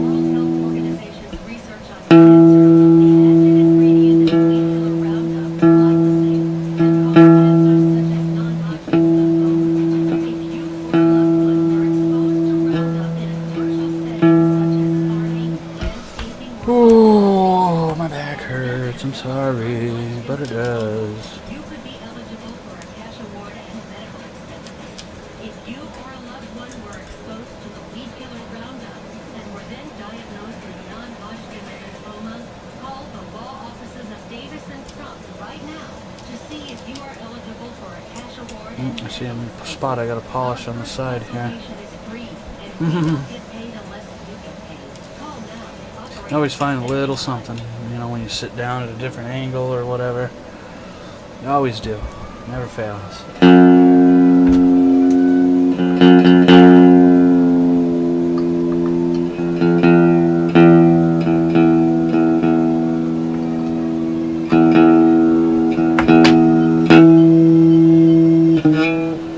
Yeah. Messed up on that. Anything left? Yes, Major. I'm sorry. Agent on the 6 station code. Is that really necessary? Much better on the intonation on that. So now I have to straighten the saddle Is everything all right? and then tighten it. I like my saddles nice and straight. Sometimes these Wilkinsons, you can be a little hard pressed to get them straight, because when you turn the set screw tight, the saddle turns with it, so you have to kind of hold it in place. You don't want to go too tight on these, and you definitely want to use the correct size 1/16 Allen wrench, and you don't want to over tighten or you'll strip it out and then you'll render the whole thing useless pretty much.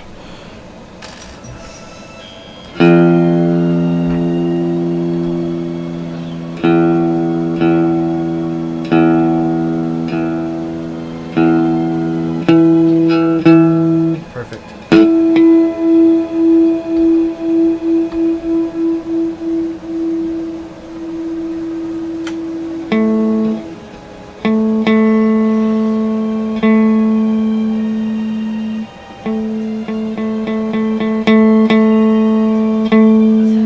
Intonation's pretty well perfect on these, so very close. I know because I'm the one who said it last time, so.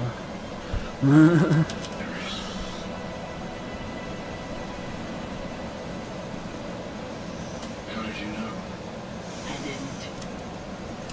You had me completely fooled. The thief in search of redemption. Hope you visit that. Oh man, I'm tired. Luckily, Court didn't go for you and now step away from the altar. I wish I could. I can't. I've come too far. Then you came a long way for nothing. Perfect intonation. Maurice! Set the set screw. You look as beautiful. Hold it in place so it doesn't turn. You're just full of surprises, aren't you? It's only fair. Then once you set the set screw, you can pretty well You were supposed to wait for the pretty objection. well No, don't worry. I have the transporter key to this control. the only thing is when you're adjusting the string height, you have to loosen these You couldn't leave without seeing it. because of the, you know, the up down motion. Transporter sends a There is that. So and I'm hoping it was you, Maurice. yeah, you know what? I should. I mean, the string height is already pretty good, but you know what? Stop wasting your breath. Maybe I'll. And Oh my god, that neck is so fast.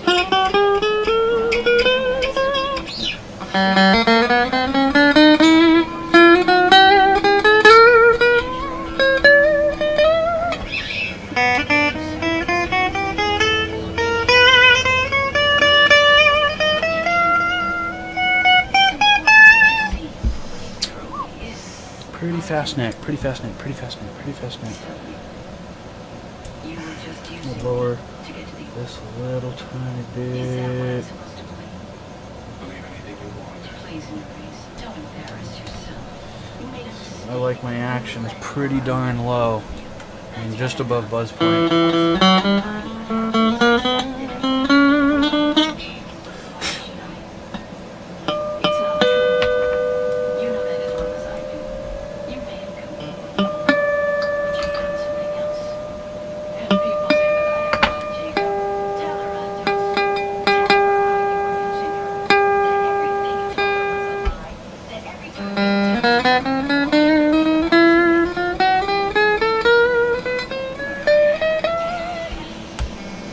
Maybe a tiny bit lower. As you make some, I'll have a lot of explaining to do. And if you don't have the orb, she'll kill you. Maybe. Well, certainly your first reaction. But I've talked my way back into her good graces before. I'll be alright. I guess this is goodbye. Hold it in place while I set the set screw.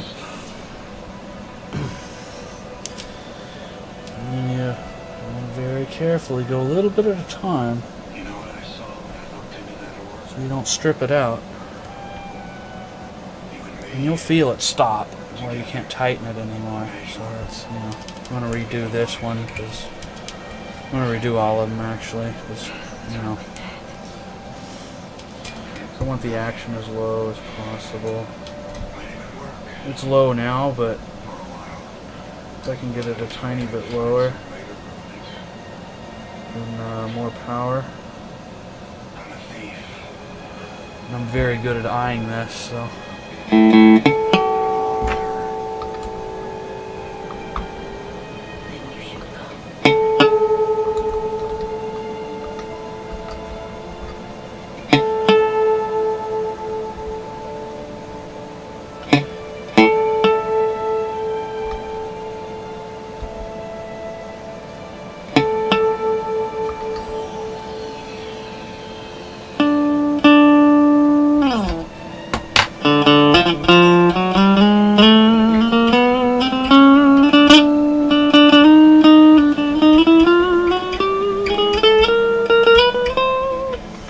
Pretty good. I'm going to set that one.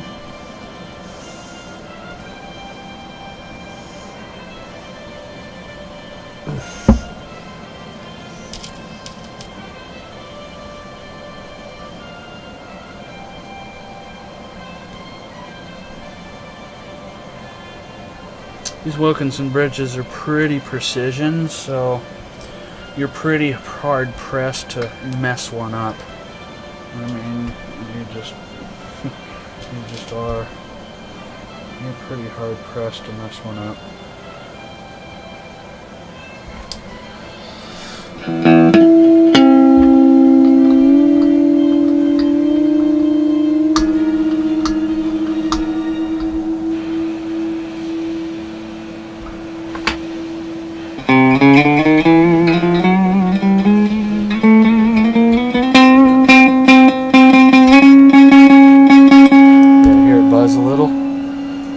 Up a little tiny, about a 1 millimeter, if that, half a millimeter.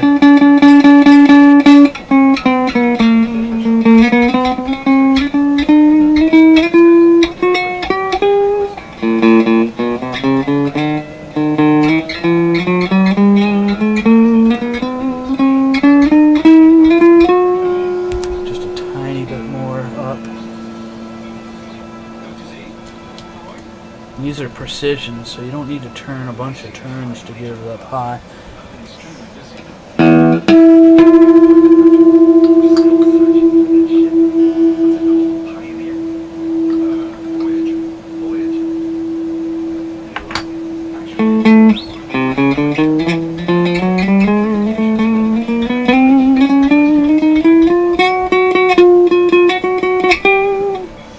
It's good. I'm going to tighten that one up.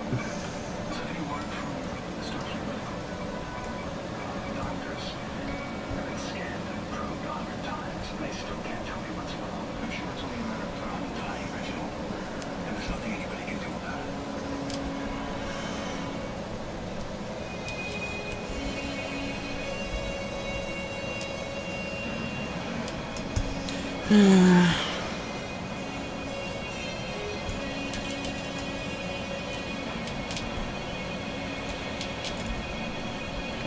man. Oh, that's so... Oh, there we go. There we go.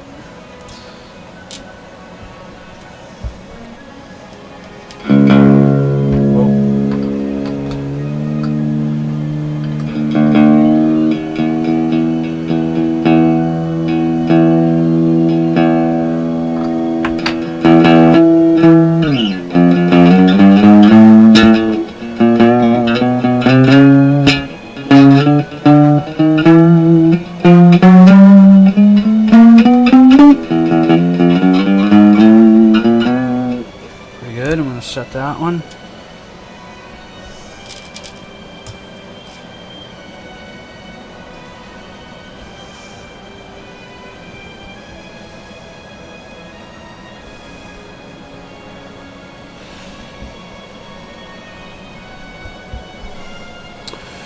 Okay. Oh gosh, I forget, did I do the G or not? Oh, well, let me just test it.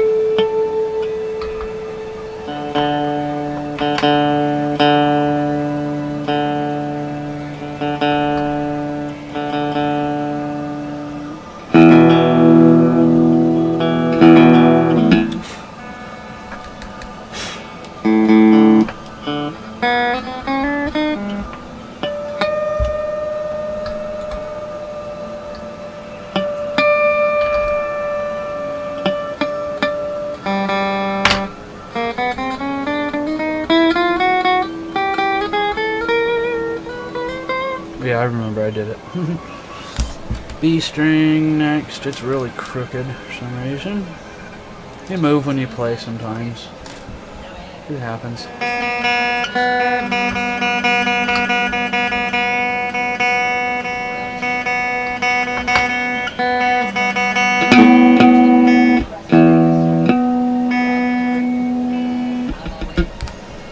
Okay.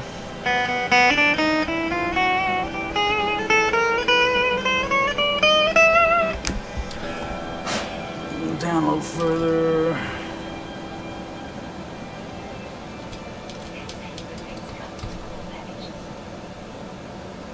This is all the data attendance. Until next month. Okay, we'll be gone for 2 hours.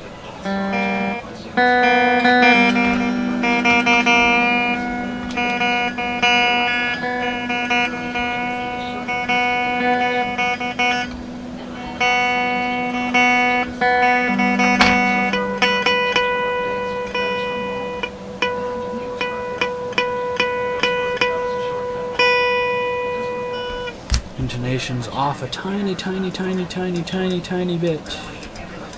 Ever so tiny, tiny, tiny, tiny bit. Lieutenant Barclay, the Pathfinder project. They didn't give up on us. So we dragged those out.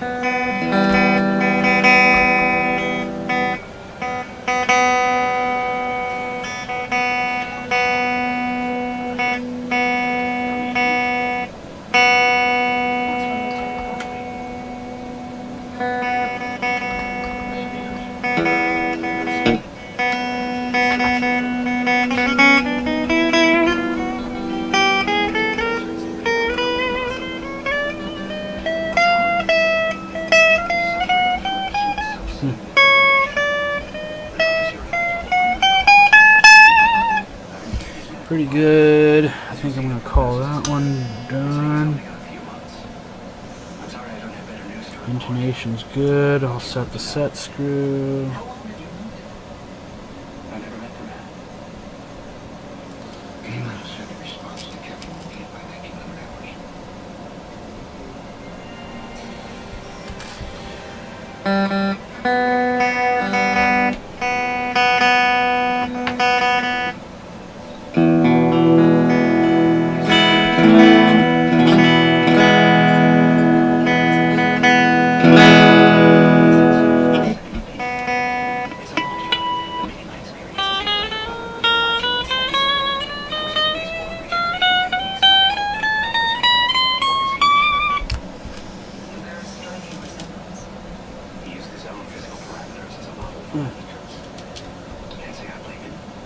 This one's just going to need a very minute adjustment, and I might have adjusted it too much already.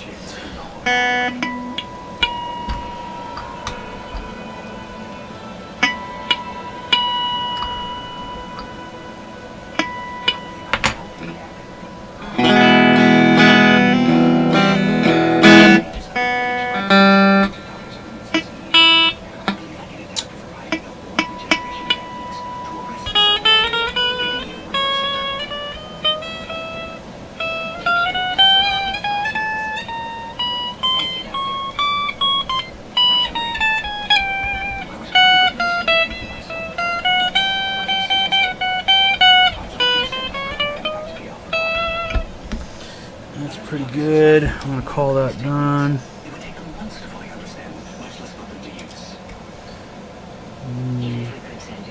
Oh, I'm testing right now.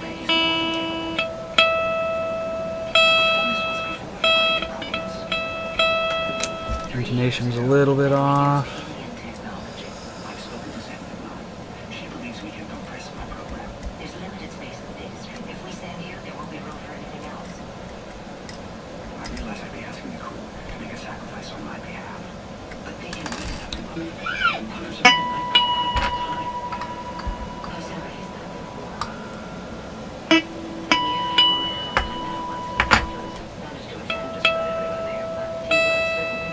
Perfect. Set it and forget it. Just like Ronco, set it and forget it.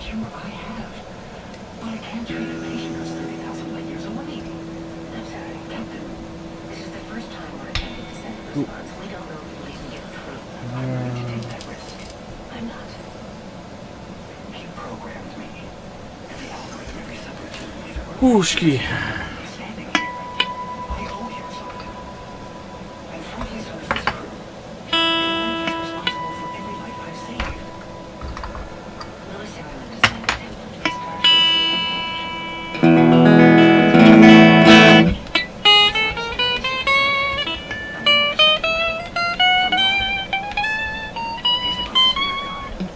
Pretty good.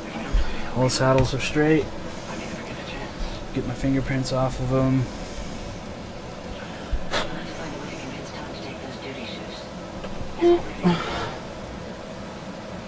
Pretty good, pretty good, pretty good, pretty good.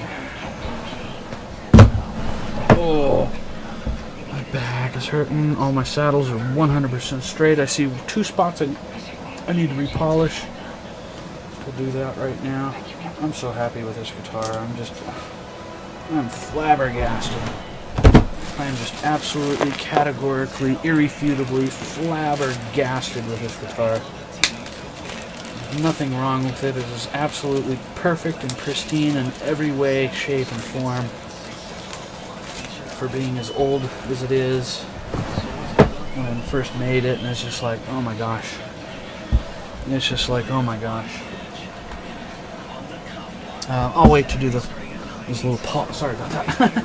I'll wait to do my little polish spots till the end. I'm going to go ahead and give it a final tune.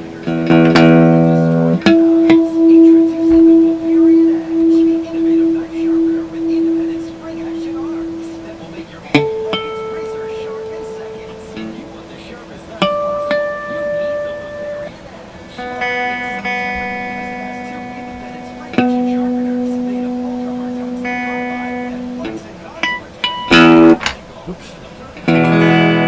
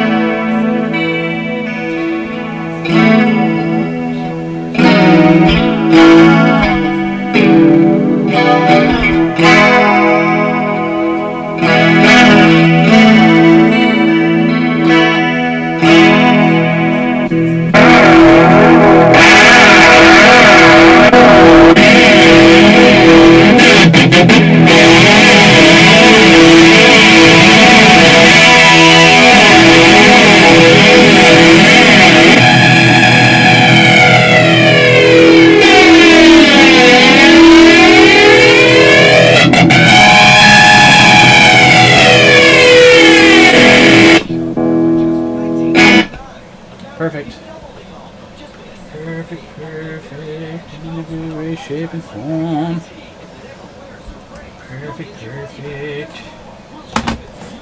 Perfect, perfect.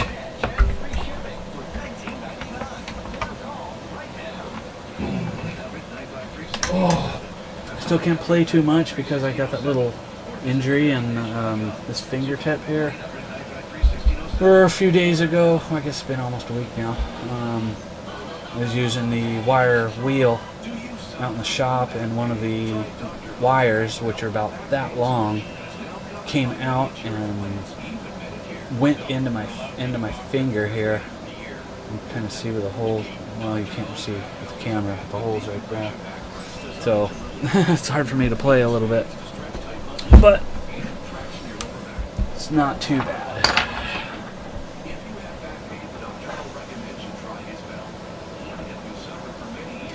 Yeah, this guitar, yeah, this guitar. Yeah, come on.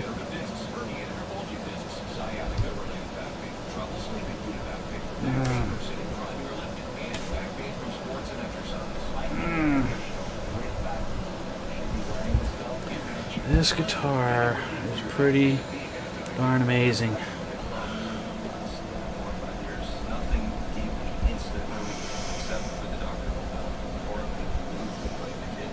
Pretty darn phantasmical, as I like to call it. It's phantasmical.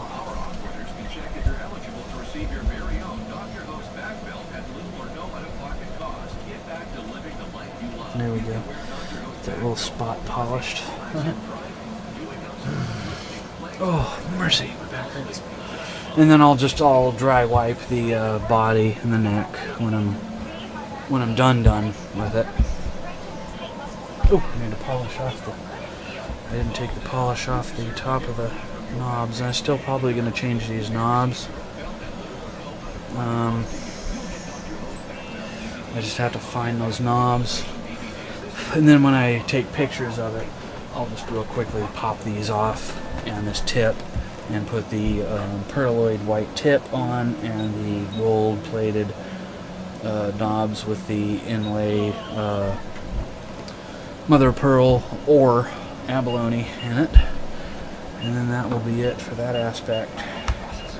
Let's go ahead and adjust the pickup back up.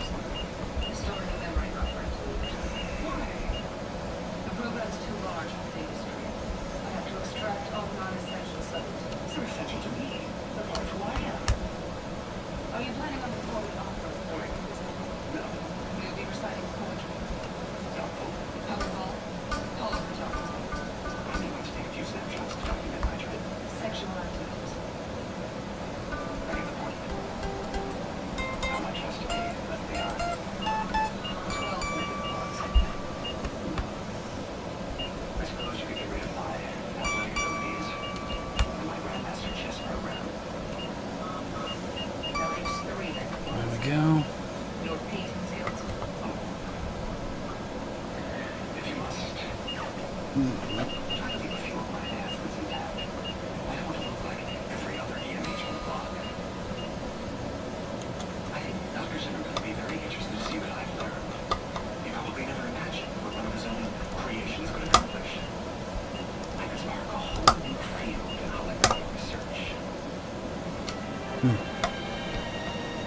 There we go.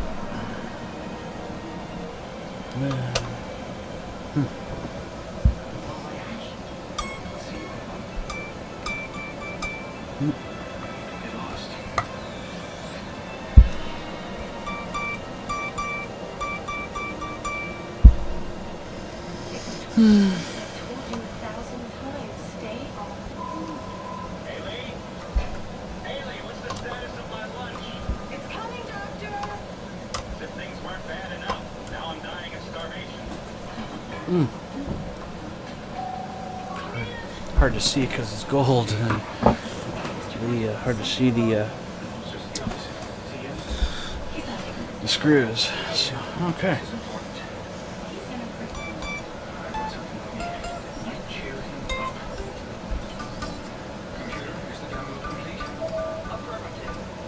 Pretty good. perfect. 2 hours and 14 minutes. It's pretty good. And it took a little longer because I slowed down. I was, you know, starting to go fast, and it's like, yeah, slow down a little bit. You know, it's not like it's a customer's guitar. Wow, that fret and fretboard looks bitchin'. Totally bitchin'. Okay, let's flip it over and do the back. I'm just gonna dry wipe it. This is already impregnated with polish. You don't want to over polish it either. And yes, I said the word impregnated again. People got kind of up in arms because I said the word impregnated for some reason last time. They're like, why are you saying impregnated? Because the word impregnated means other things than getting someone pregnant. Oh, well, you can't say that. I can say that because, oh, I don't know, because it's the truth. It's just like, oh, come on now. Okay, we'll do the neck now.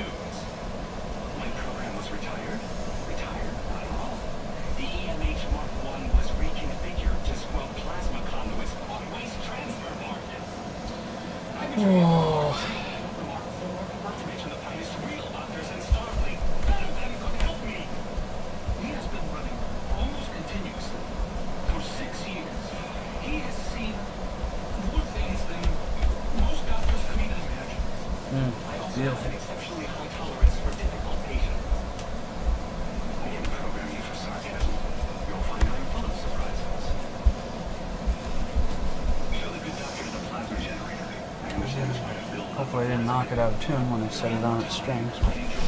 I could only yeah, just look at that wood. Look at that Korina wood.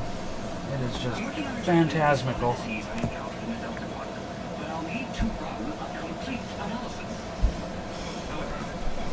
The neck matches perfectly with the you know, flushness between the body and the neck.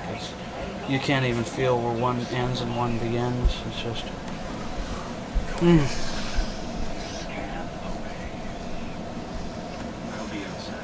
don't mean to admire my own work, but sometimes I have to admire my own work, because sometimes who else will?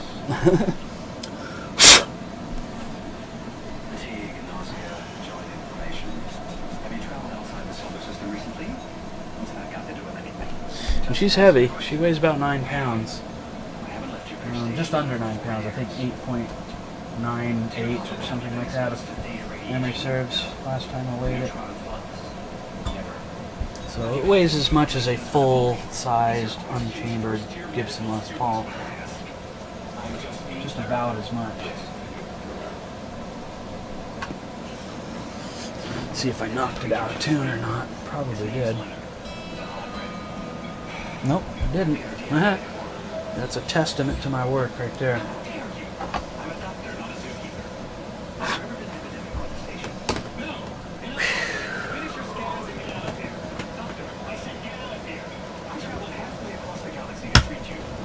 I'll do the top.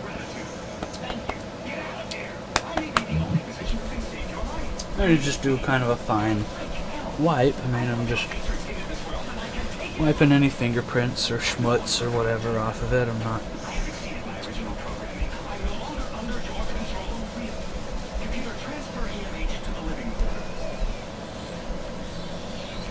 You don't want to do it hard because it's tongue oiled, and you'll put rub striations in it, and you don't want to do that. Oh man, this is a beautiful, beautiful, beautiful guitar. I think tomorrow I'm going to look for the 24 karat gold plated knobs with the inlaid mother of pearl and abalone, and then the white pearloid switch tip to match the pick guard, and swap those out tomorrow night, or probably tomorrow during the day. It will only take me a couple of minutes. I won't stream it, I'll just do it, and then I'll take pictures of this guitar and have it on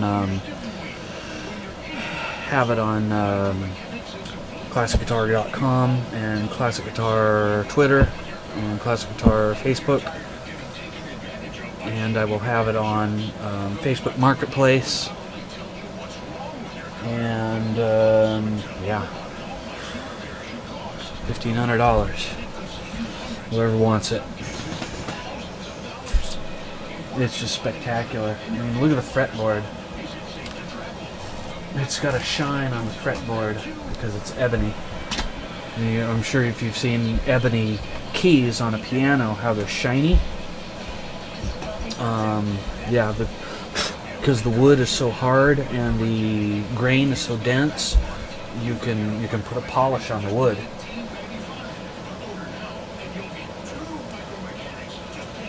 So that works out pretty darn nice.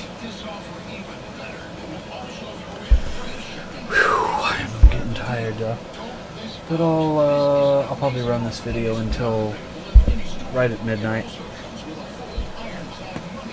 And that'll be a 3-hour video. But this is an important guitar to me, so if it's a 3-hour video, so be it. People can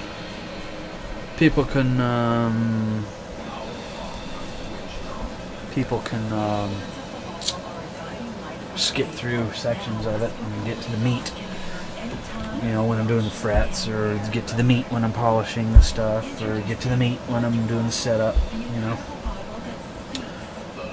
So that works out for people. And again, tonight's show is sponsored by Guitar Center of Glendora, California. A really great store. I worked for that store many years ago in the 90s for several years. The manager, CK, is really a great and wonderful young lady. She's phenomenal. She's phenomenal. The store has been open for a little over a year now. They moved from the old Azusa location, Azusa Avenue location, to just not even 2 miles from me. So I could, if need be, I could conceivably walk or get on a bike or get in my car or whatever. I'm just saying it's that close. I could get there, any mode of transportation I can get there.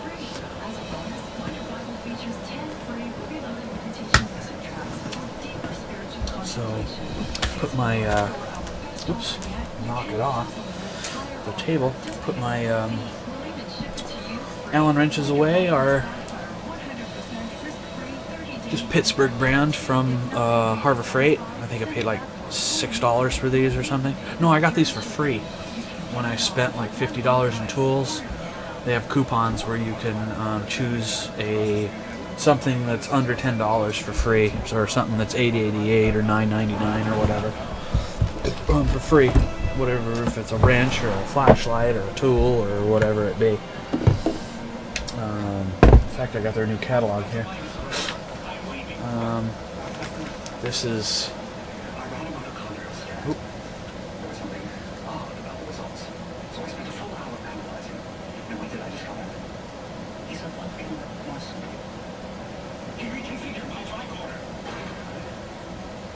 That is Harbor Freight of Covina.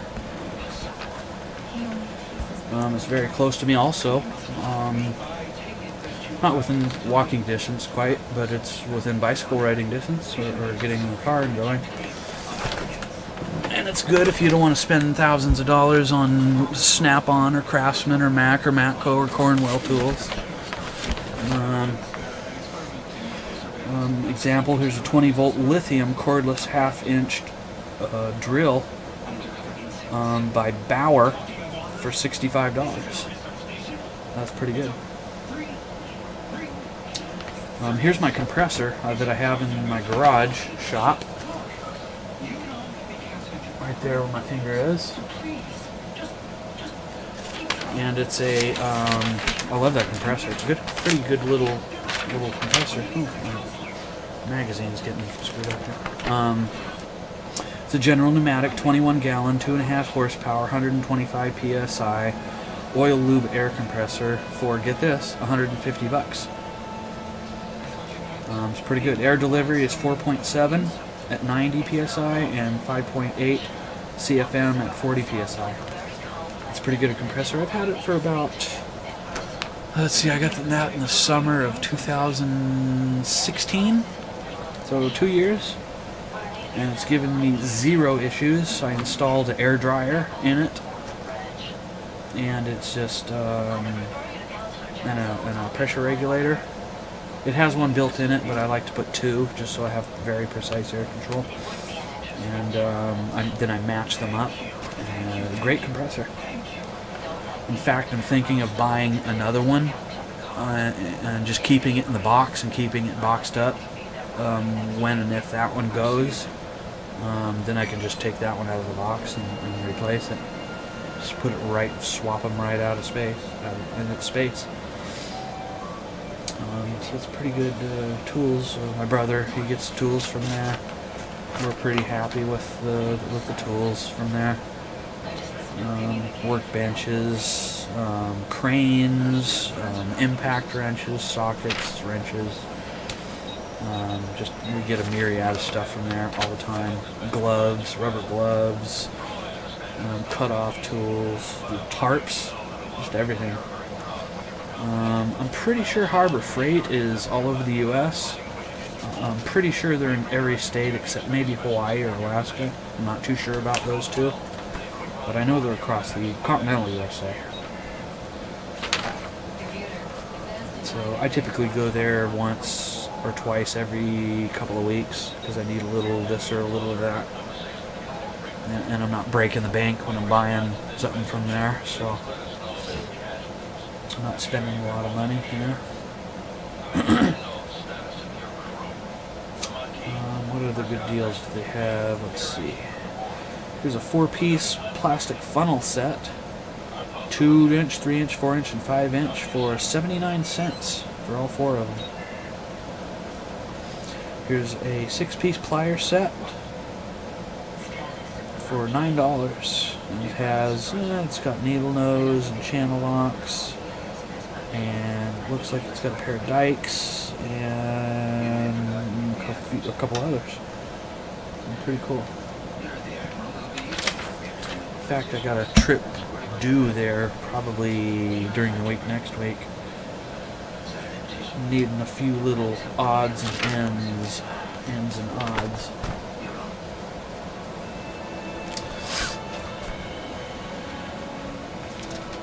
Welders, sanders, milling machines, benchtop lathes, deep cut portable bandsaws. They have tabletop versions and they have freestanding versions of each of their big tools like that. Bead blasters, sand blasters, media blasters, levels, pry bars, hammers, angle grinders, gloves. They got a whole page dedicated just to gloves. Rubber gloves, latex gloves, cloth gloves, mechanics type gloves, nylon coated gloves, toolboxes, tool bags, all kinds of stuff. Ladders, tarps, tape, tool carts, dollies. Just the list goes on. HarborFreight.com. Check them out. It's real good for people who don't want to spend, you know, $250, $300 for a socket set from Snap-on. You can go to Harbor Freight and get the same sized set for, you know, $30, $40, $50, $60. Yeah. Toolboxes, There's 1/4-inch socket set, $20. 3/8 set, $25. 1/2-inch set for $39. See? And they're color coded for each size. They're not just chrome. So if you memorize the color and the coordinates to the size, that's handy. That's pretty handy stuff right there. So yeah, pretty cool. Pretty cool. Pretty cool.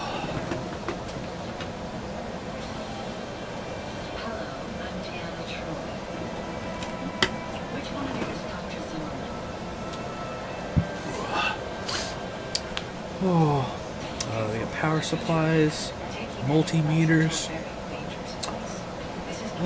just vices, all kinds of stuff. Battery jump starters.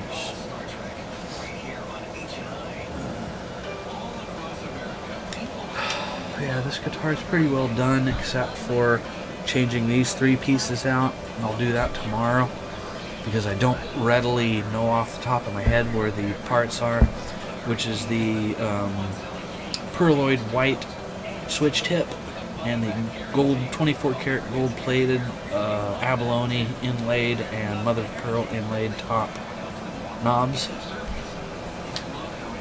So yeah. And this guitar is 3-ply bound. I bound it. Black, white, and then black. The binding is really cool. Had I had it to do over again, I might have done white, pearloid white binding. I think that would have set it off more. But you know, hindsight's 20/20. Sometimes you think of these things, and sometimes you think of them 10 years, 20 years after the fact.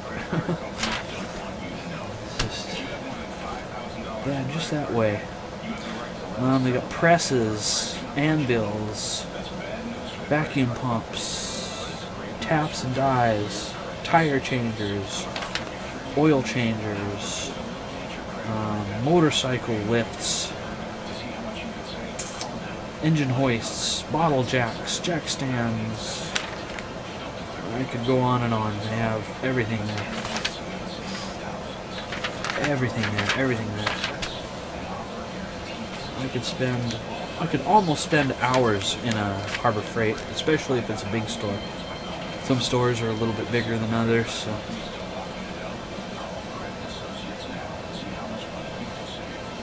I could spend hours.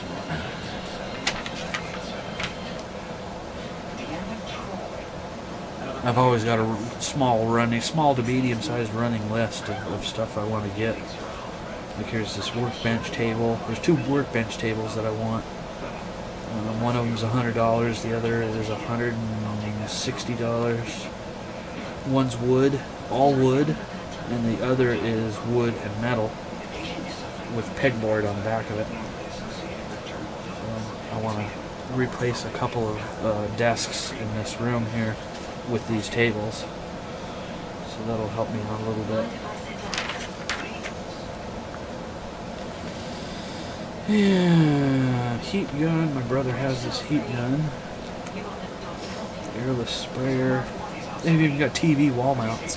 Batteries. Like AA, AAA, 9-volt type batteries. Button batteries. Extension cords of all kinds. Tailgate. Gas generator for $115. My brother has this one. 900 watt max, 700 continuous, 2 horsepower gas generator. It's called the Tailgater for $115 at Harbor Freight. Really good deal, and it works flawlessly. We've had 0 issues with it. It starts all the time. It's pull start. And it's a really cool piece. We use it when we go go-karting and to recharge the battery between races. We hook that up to it and keep the battery up on the go-kart. It's extremely handy. Extremely handy. Yeah. Chainsaws. Greenhouse. They have a greenhouse for $150. Oh, excuse me, $650. 10 by 12 foot. My dad would have loved that. he would have went ape crazy over that. He probably wouldn't let you near him. He wouldn't care that you wanted to. Yeah, lots of cool stuff. What if you knew? You could think. Oh. I'll flip this over so you guys can see the back. I'm willing to see past our differences, if he is. And there's the back of it. And I do have a BC Rich custom shop Los Angeles backplate for it, which I may or may not change out on there. And again, this is Korina Wood. That's Korina, Korina Wood. Opposite sides of the same coin, identical but different. Now I see you're both exactly the same. You're both jerks. Both jerks. I'm watching Star Trek Voyager. You're both jerks. Drill bits, drills, augers, cut-off tools, circular saws. They've even got some higher priced stuff. I mean, geez, they got DeWalt, Makita, Milwaukee, and Hercules drills, ranging in price from $110 to $190. Hole saws, a hole saw set for 60. 16 piece, 13 piece. Pretty cool. I like Harbor Freight. I like Harbor Freight. Really good. And don't get me wrong, I have plenty of my share of Snap-on, Craftsman, Mac, Matco, and Cornwell tools. I have thousands and thousands and thousands and thousands and thousands, probably over $30,000 in hand tools from those companies. And I love them and I use them daily. But every once in a while, you tell yourself, well, I don't feel like spending $300 for a socket set today. So you go to Harbor Freight and you pick one up for $60, $40, $30. And you usually want to buy something like that if you're going to take it away on a job, and if you accidentally lose it or it gets stolen, then it's only $30-40 lost. It's not $300 lost. So that's, people don't think of that aspect of it. When I go on a piano tuning job and I've lost screwdrivers, sockets, I've lost whole sets, and I tell myself, well, it's only Harbor Freight, I'm only out $8 or $20 or $30, so it's not that big of a deal. I mean, it's still concerning, but it's better than losing a $300 set or $200 set. I'm gonna go get another fresh drink and maybe a cookie or something, and then I'll be right back.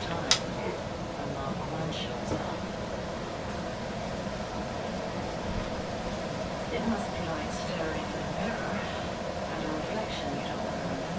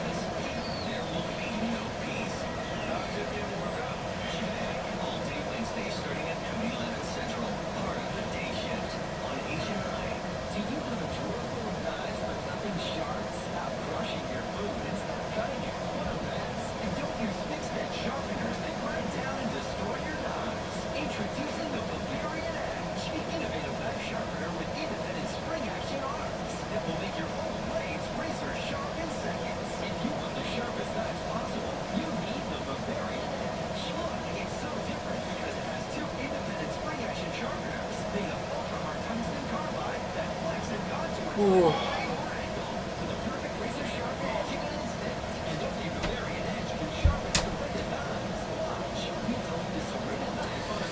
Okay.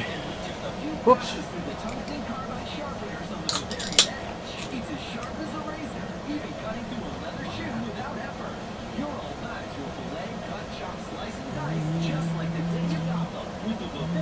yeah. Okay. Oh. Oh.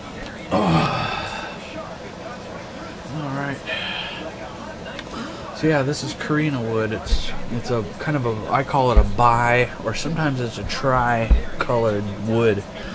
We have a striation of brown, and then a lighter brown, and then a blonde, and then sometimes strips and stripes of different color in it. Beautiful piece. The neck is maple with a genuine solid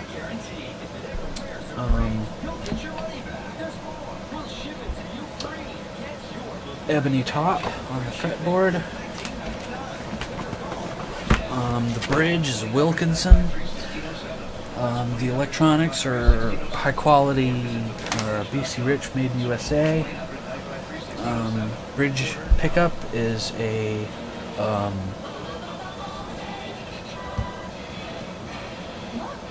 DiMarzio Hot, and the neck pickup is a Fender Custom Shop American. All the gold hardware is 24 karat gold plated. The pick guard I made from scratch from a square piece of stock, raw stock. It's 3-ply white perloid. And then I did the black, white, black binding. The white perloid truss rod cover.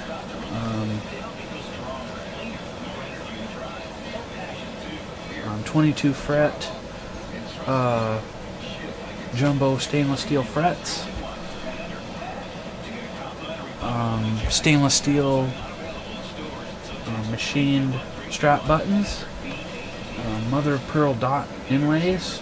Had I had it to do over again, I would have done the cloud, BC Rich cloud inlays. But yeah, you got the classic dots on there. So sometimes you don't want to go too fancy with something.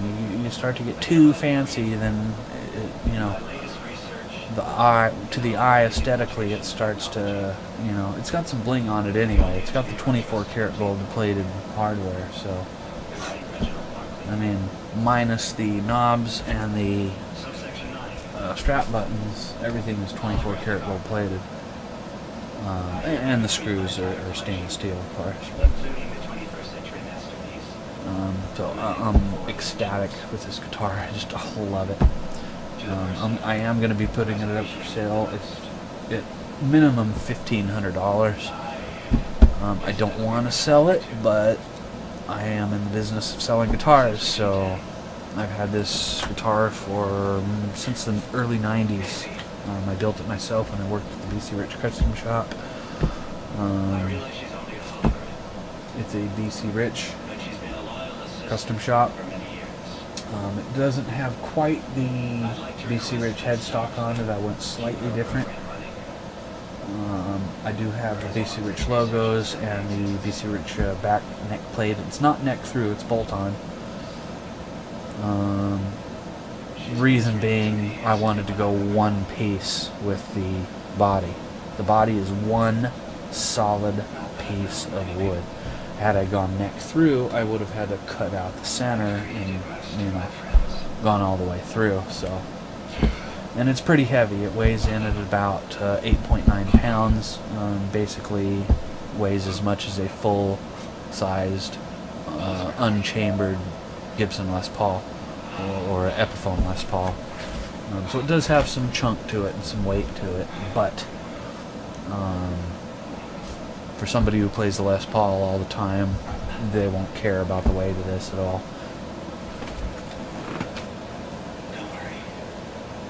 So, I'm pretty happy with that. Oh. And again, the wood is Korina Wood. So that's pretty cool.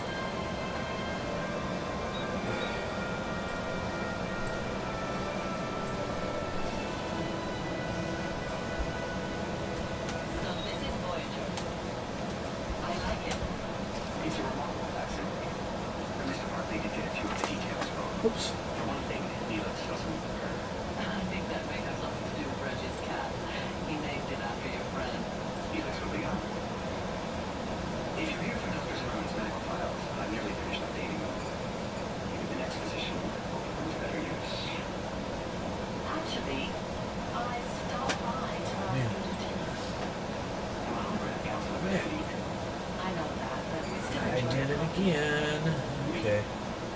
Lieutenant Barkley, Haley, myself. Cousin. No thanks. Unless that man's eating crow, I'm not interested. It's the perfect opportunity for us to talk things out in a more casual environment. Sorry? Just one me. I say no. Doctor. Sure, Lieutenant Barkley. Go ahead. There's something wrong with the EMH. Can you be more specific? She's a counselor, Lieutenant, not an engineer. Stand by. What's happening to me? Your program has to stabilize. Why? 2 hours and 45 minutes. I will end this video in about 12 minutes. If you have any questions, concerns, comments, criticisms, now's your chance.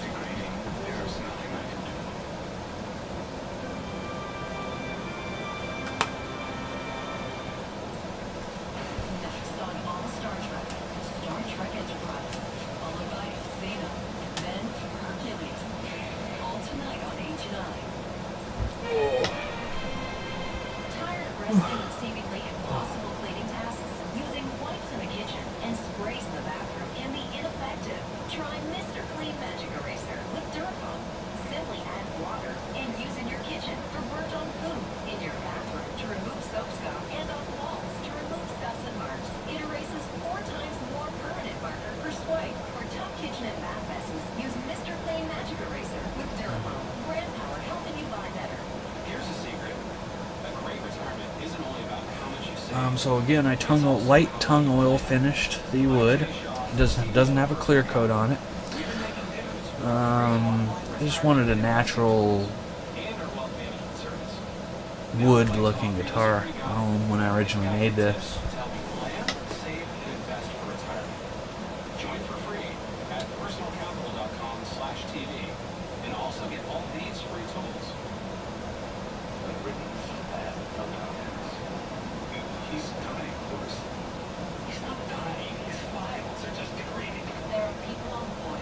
Yeah, the Korina Wood really has great textures. It's kind of a semi-light, medium-heavy wood, semi-dense. It kind of has a soft, oily finish to it naturally. It comes from Africa originally. It's an African wood.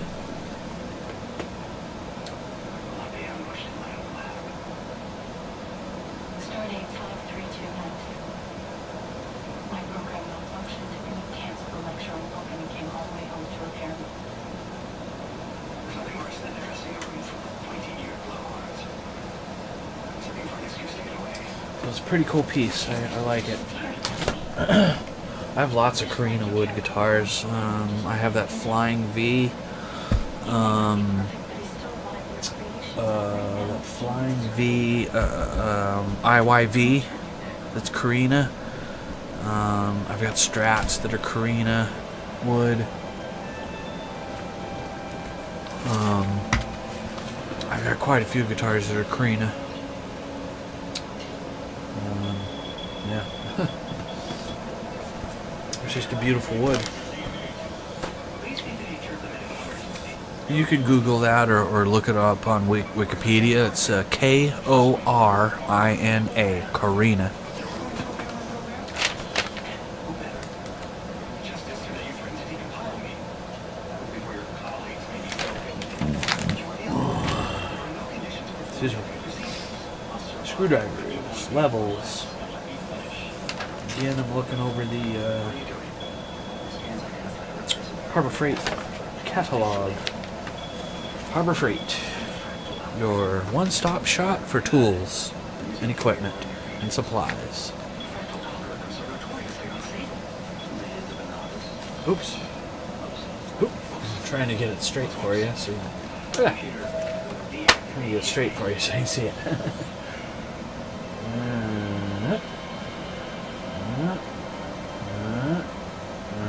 There we go.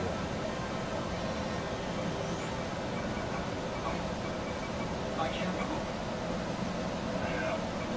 I had to take your mobility subroutines offline. There you go. That is Harbor Freight.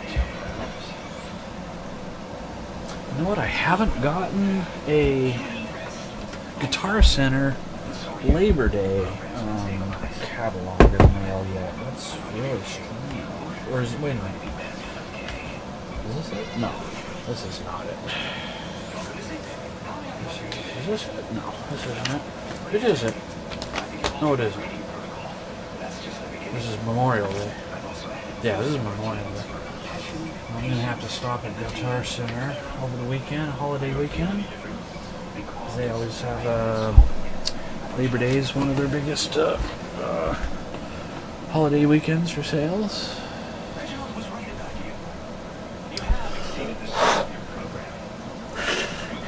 I'm really happy with this guitar. It's just beautiful.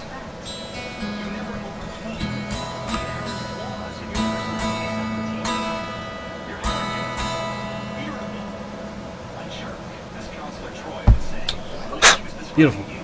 Absolutely, categorically, irrefutably beautiful.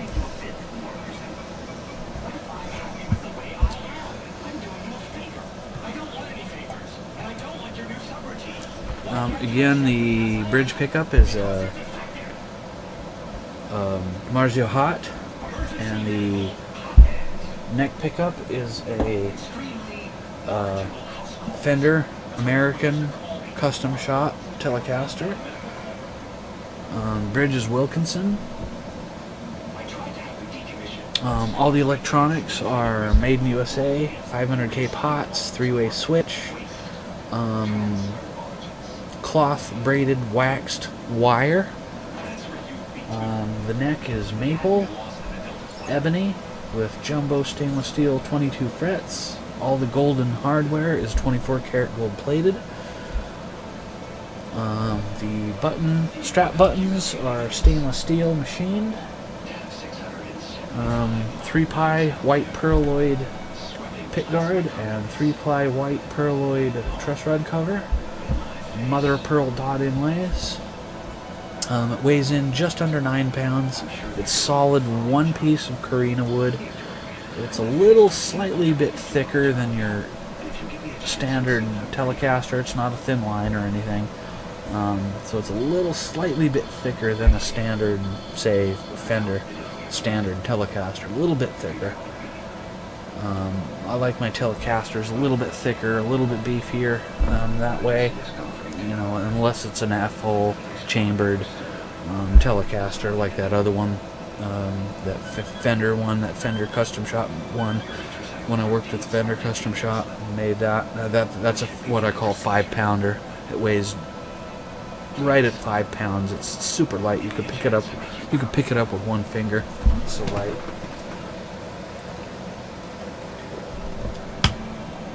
It's a beautiful piece too. It's beautiful. Beautiful, beautiful, beautiful. I'm pretty happy with this guitar. It's look at this fretboard. Look at the shine on this fretboard. How often do you see a shine on a fretboard like that without putting a liquid spray conditioner on it? There's no liquid spray conditioner on it. I don't use that. Very rarely do I use that unless a customer says, here's a bottle, I bought a bottle of it for you, use it. Which is actually not that often. So I'm almost done. I've got about 3-4 more minutes and I'll end this video, I think. I'm pretty tired. I have a big day tomorrow, being Saturday.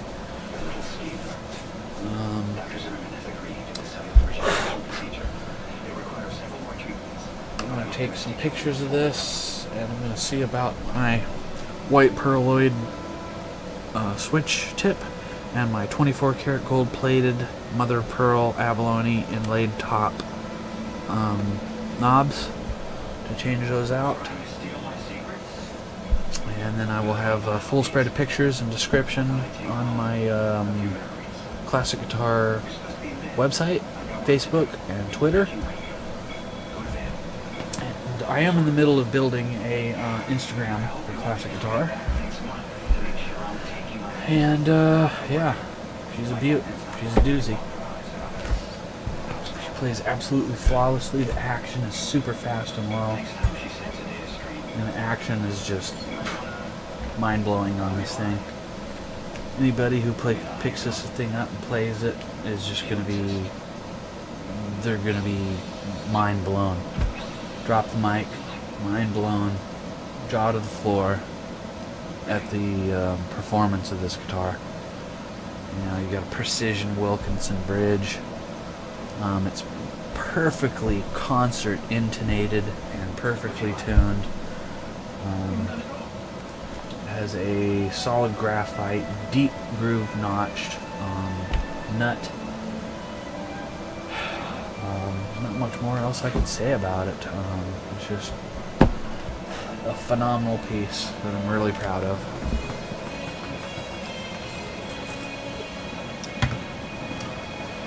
I'll sit here for a few more minutes, maybe a little while longer. I don't know yet. I haven't decided. And we'll sit here and jabber for a few more minutes, maybe. Oh, here's another pick guard I have that I got in the mail that I ordered. This is for a different Telecaster. This is a bought one. I didn't make this one. This one I made. This one I did not. This one I ordered because it's for a specific guitar. It's for a specific Fender. So you can see it has another cutout for another pickup. It's a little bit higher up the rung, as opposed to being, you know, down low. Yeah, another pick guard. Again, I did not make this one. This one's for Fender. Let's see. Let me get my order form out. Yeah, it's for a Telecaster B Bender. Telecaster pickguard for B Bender, regular white pearloid. Yeah, this thing was like $48. It's just like, this is why a lot of times, most of the time, I make my own pickguard. Just simply because it's, you know, I don't know, it's easier and it's better, easier. Yeah, here's some business cards for the manager at Guitar Center. Her name is CK Ong, O-N-G, and here's her business card. Here's my sponsor, Guitar Center of Glendora, California.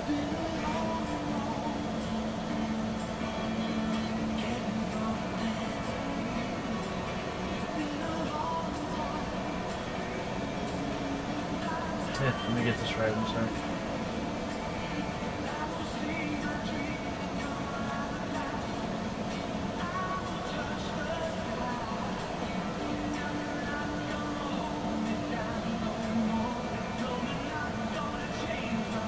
There you go, that's her.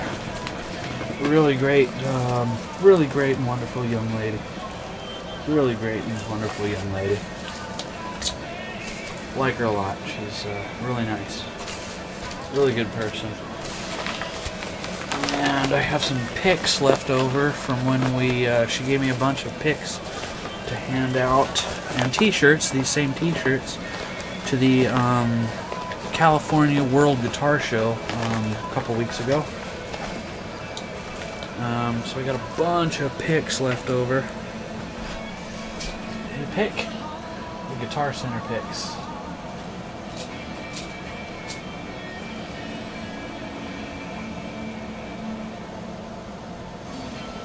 He's New Jersey's greatest detective. The manager showed you how it's done. But instead of solving I'll just put them in the drawer here. Yeah, I'll just put them in the drawer here. I need to put them in a bag. I should put them in a baggie. Do I have a baggie? Here's a baggie. I'll put them in here very carefully. Don't spill them. And I'll save them for the amp show. I'm going to the amp show here in a couple weeks. Few weeks. amp show at the Airtel Hotel. It's a guitar amp show put on by Lonnie Spector. He's kind of an acquaintance slash friend of mine. Very cool guy. His name is Lonnie. Again, his name is Lonnie Spector. He's real cool. Look him up on Facebook, Twitter. Lonnie. His name is Lonnie, L-O-N-I Spector. Lonnie Spector. Really nice guy. Really, really great. Wonderful, nice guy. Really nice guy. Great guy. So I'll put my pick guard back.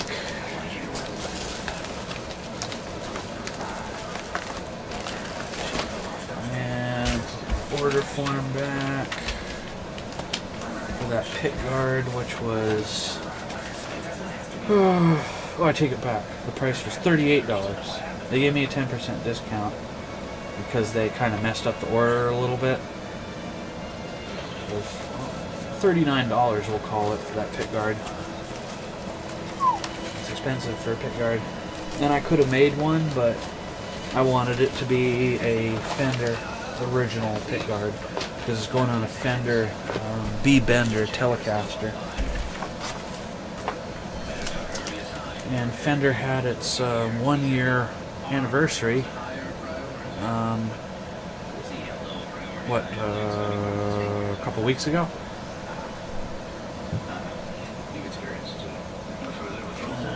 Let's see.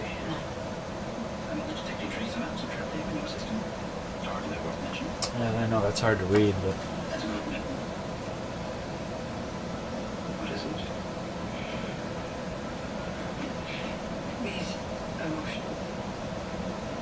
Sorry, that's hard to read. Just says it's our first anniversary. Celebrate and jam out with us on Saturday, August 18th. Free introductory lessons to ukulele. And they had a rad coffee truck. And they had food trucks, and we had a nice little hootenanny throwdown party. That was pretty cool that day. And I helped them grand open that store a year ago. And I brought a bunch of people, about dozens and dozens and dozens of people, and it was a really good grand opening for that store. It was a really fun day. Fun night. They opened up in the evening.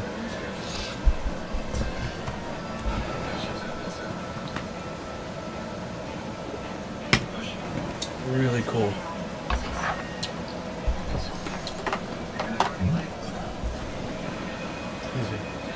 So again, this is a 1990s, early 90s BC Rich custom shop, made in USA, Telecaster, made in Korina Wood. That's K-O-R-I-N-A, Korina Wood. That's a wood from Africa.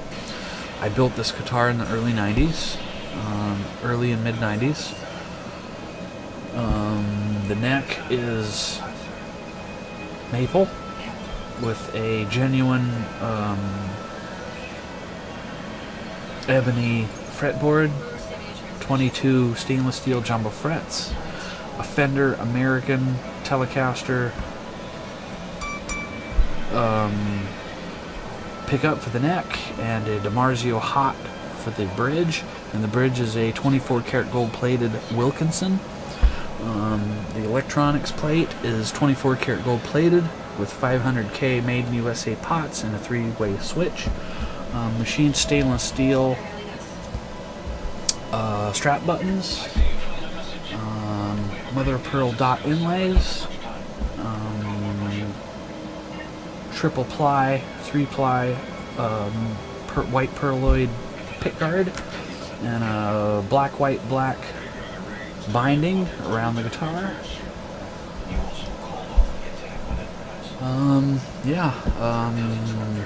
The wiring inside is cloth braided waxed copper wire. Really good high quality wire. I used high quality solder. You heard me play it. It's a beautiful, beautiful, beautiful piece. You sit there and you strum a chord, and it will sustain for an hour. I mean, not literally, but it will sustain for a very long time. The sustain on this is so good because it weighs so much. It weighs just under 9 pounds. So it basically, for all intents and purposes, weighs as much as a Gibson Les Paul or a Epiphone Les Paul. And the nut is a solid one-piece graphite with deep grooved notches for the strings. And I went deep grooved and jumbo on the size of the nut, so it would have really nice, good resonance, and it wouldn't bind. The strings wouldn't bind.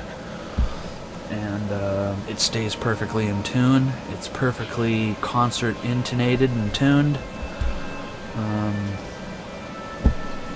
Yeah, it's just a beautiful piece. I'm going to put it up for sale for $1,500. If you were to have BC Rich Custom Shop make you one of these, or any other custom shop make you one of these, it would probably be a 4 to 6 month wait, and it would cost you about $2,200, $2,300, $2,400.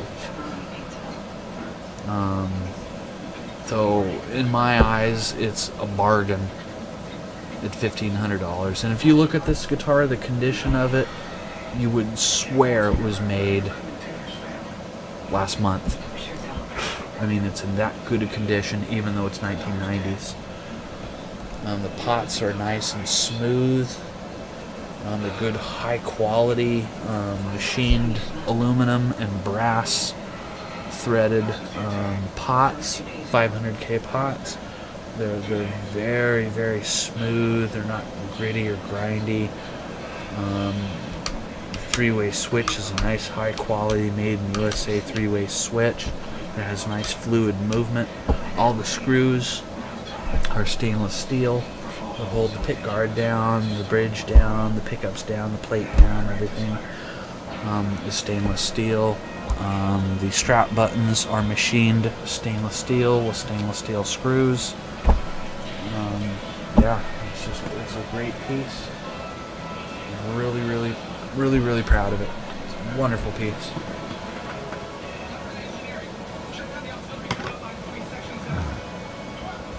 And this ebony fretboard, I mean, look at the shine on it. There's a shine on the fretboard. I mean, the frets and the fretboard are really fast. I mean, if you wanted to really rock out and play some wire tapping, and you wanted to play Metallica on this, or something really fast, Joe Satriani, whatever, that kind of music would just glide across the fretboard with absolute ease. It's just amazing. I do have another one of these that's a little bit different. It's not Korina Wood, it's jumbo flamed maple with a solid maple fretboard and neck and head, and it has two humbuckers in it, like this.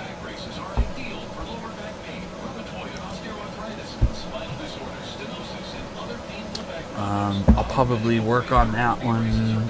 That one's a couple of projects down the line. It's already complete like this. It just needs a little refreshing. I'm probably going to do that one sometime in October, maybe. Because I'm starting to get backed up with guitars. I got like 6 guitars I have to work on to get ready for sale. And then I have one customer guitar that I need to finish. He's ordered a new tremolo and he's going to drop that off to me next week. That's the Pinky Tuscadero guitar that I painted a couple weeks ago. I'm going to finish that Strat for him. And I nicknamed it Pinky Tuscadero because he wanted it painted shell pink. I'll finish that one up. I'll be right back. I need to get a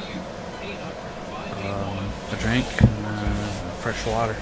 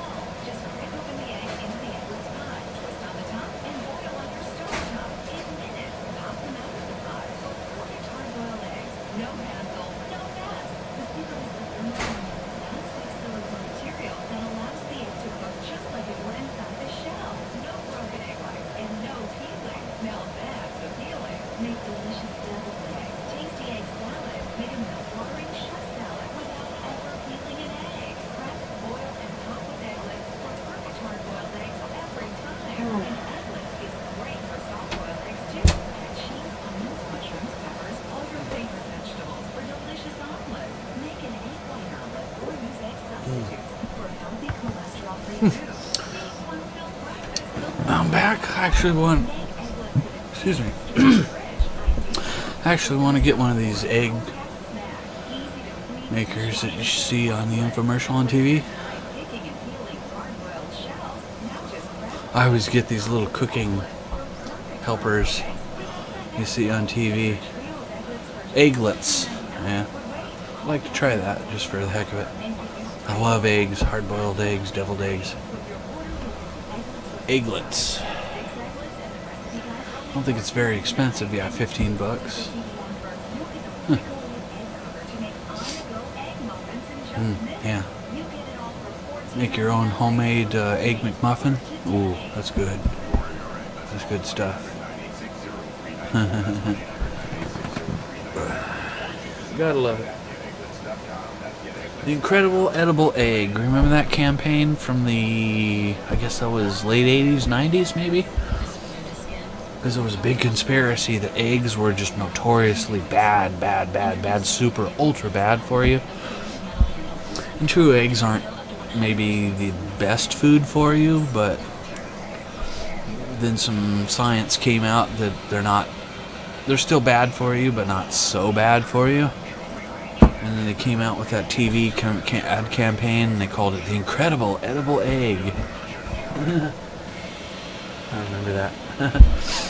I love eggs. I eat eggs all the time. Easter, I always hard-boil eggs and do eggs for the kids and stuff. So.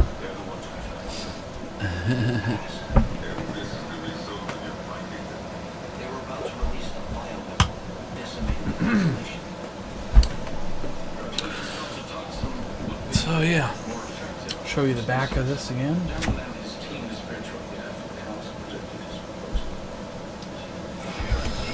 Yeah, again, this is Korina Wood.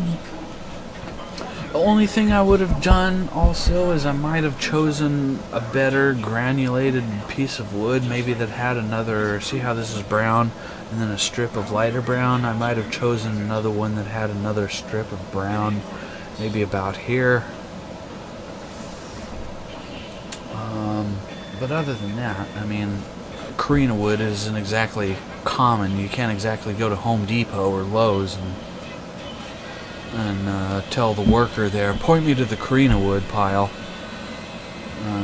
It's a specialty wood, and you have to order it. Typically from a specialty hardware store or wood store or wood shop. The neck is maple with a solid ebony fretboard.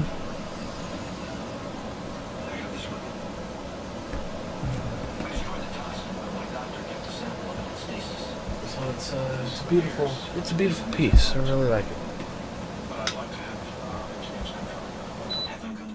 I'm gonna go ahead and turn the swamp cooler off because I put ice in it. I put about 3 or so pounds of ice in it. So it's long since melted since we started the stream 3 hours and 15 minutes ago. And I don't mind going long on this live stream because this is a special guitar. So I don't mind going long on this. I'll just kind of sit here and I'll go over this again. Because you can't clean on a guitar too much. There's really no such thing. Just cleaning on a guitar too much or polishing the guitar too much. In my ever so humble opinion. So, I mean, the slicker you can get the back of the neck and the cleaner you can get it is just a good thing in my mind. Maple neck is really good quality, the maple on it. The neck is one-piece maple, except for the ebony fretboard. So that's pretty good. I'm going to take a full spread of pictures of this guitar tomorrow, regardless if I change out the switch tip and control knobs. I'm going to take a full spread of pictures of this tomorrow and get them up on my Klasic Guitar website, Twitter and Facebook, and Facebook Marketplace.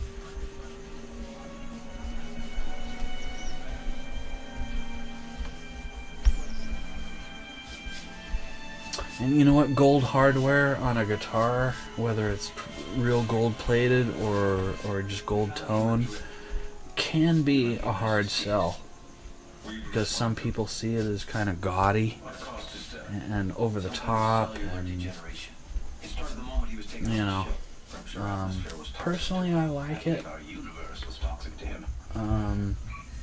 but also the fake gold tone hardware tarnishes very fast and very easily.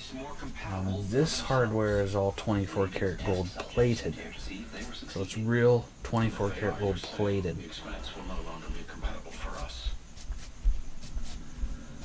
The tuners are 24 karat gold plated, the Wilkinson bridge is 24 karat gold plated, the electronics plate is 24 karat gold plated. The only thing I don't have that's 24 karat gold plated is the neck plate, the strap buttons, and the control knobs, which I may change out tomorrow before I take pictures of it.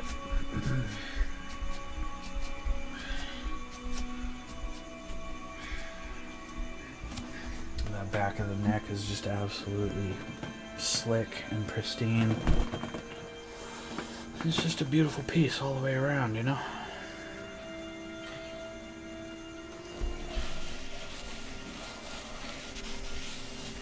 Really, if you want to finish polish any you know, cloudy hue or fingerprint like I'm doing right now, I'm just kind of very lightly going over it. You take your rag, you fold it in quarters, or no, excuse me, you fold it in half, and then you just kind of roll it, I'm sorry, and then just kind of like that. Just very lightly, just barely the weight of your hand. Go over it once you've polished it, and right now I'm just kind of finish polishing it. Not that this has a clear coat on it or anything. It's just tongue oil finished very lightly. But I'm getting any smudges and smudge striations and you know, body oils and sweat and things off of it, you know.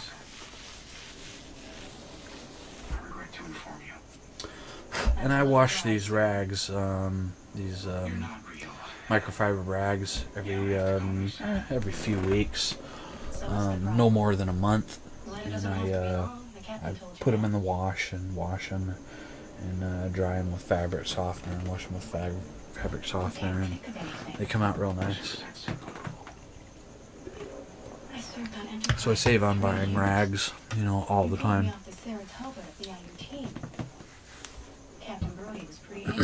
Excuse me. You told me I'd make a fine chief engineer someday. You will. You would have. Then tell my parents that.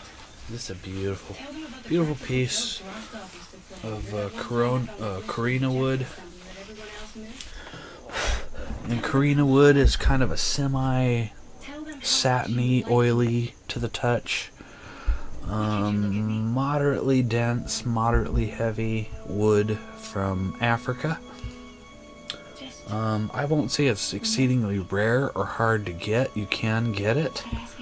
It's not extinct wood like say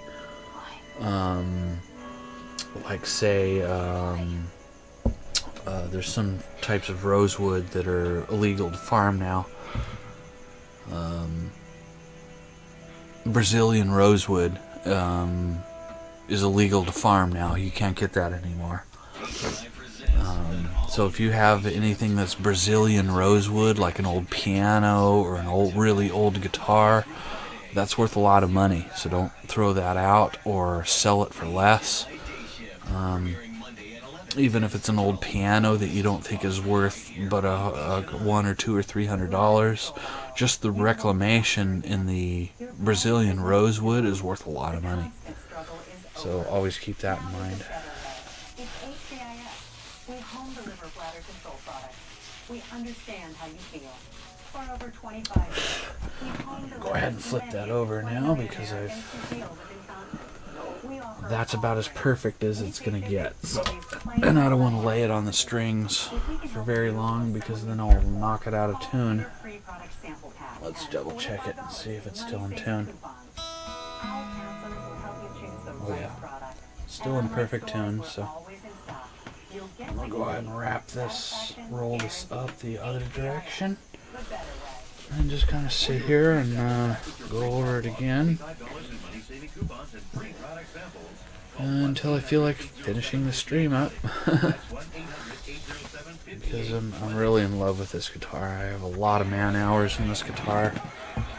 I probably got a couple of hundred hours of man hours into this guitar, building the body, the neck, the headstock, the pick guard, the truss rod cover, and the binding. Everything else I did not make. Everything else is manufactured. The knobs, the electronics, the wiring, the jack, the Wilkinson bridge, the pickups, the tuners. I didn't make those. Those are manufactured, but they're all made in USA parts. So this is a high quality piece that would cost you brand new $2,200, $2,300, $2,400. I'm just exceedingly happy with this piece. I'm going to move the microphone a little bit closer to me, just so you guys could hear me a little bit better. Look closely. This $50 Buffalo Gold piece was the purest gold coin ever struck. So she's a beauty. She's a doozy. All the gold hardware is 24 karat gold plated. The bridge, the electronics plate, the cover for the pickup, and the tuners are all 24 karat gold plated. You're hearing on TV in the background 24 karat gold. The control knobs are not 24 karat gold plated, they are just standard chrome. They're good quality, but I'm going to change these out. I have a set of 24 karat gold plated knurled knobs with mother of pearl abalone inlays on the top, and I have a white pearloid switch tip that I'm going to change out, and I think that'll set it off a little better. So yeah, I do wish the cover for this pickup had a gold-plated cover on it like this one, but there's no room for it within this Wilkinson bridge. There's just very little room on, around the opening to accommodate a cover for it like this pickup. It's a shame. I do have 24 karat gold plated covers. I suppose if I wanted to, I could take the bridge completely out and apart, and I could mill the pickup opening a little bit bigger, maybe a millimeter on each side, to accommodate a cover. But, I don't necessarily find that necessary. If I don't sell the guitar at some point, if I get a wild hair, I might do that to it, but I probably won't. But you never know.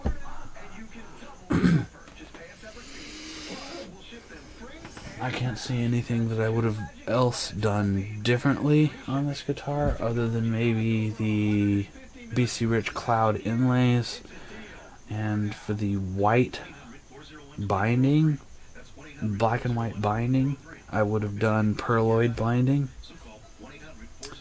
But at the time I built this guitar, I wasn't considering going above and beyond and over the edge in looks on this guitar. I wanted it nice, but kind of semi-subtle. But it's a beautiful guitar nonetheless. I'm exceedingly ecstatically happy with it. And I do have another flamed maple body blank. That's 3 humbucker. 3 humbucker. It's all done. It's all routed out. It's all bound. It's jumbo flamed maple. It's solid one piece. That I'm thinking of doing maybe around the holidays, November, December. Because I'd have a potential customer for it. Roger Raskin of the rock group The Raskins might want it. He kind of showed some real interest when I showed him the body blank the last 2 times he was here at my home. So if I finish and build that guitar for him, that's probably going to be about a $2,400 guitar. Because again, it's got 3 humbucker pickups in it. And you don't see too many Telecasters with humbuckers at all in it. Let alone 2. Excuse me, let alone 2. Well, definitely let alone 3. Most Telecasters have just these small single coil pickups in them, because that's kind of what they were made for. But every once in a while you see a Telecaster with maybe 1 humbucker here and a single coil here. And even a little bit rarer, you see 2 humbuckers, but you don't see one with 1, 2, 3 humbuckers in it. Not too often.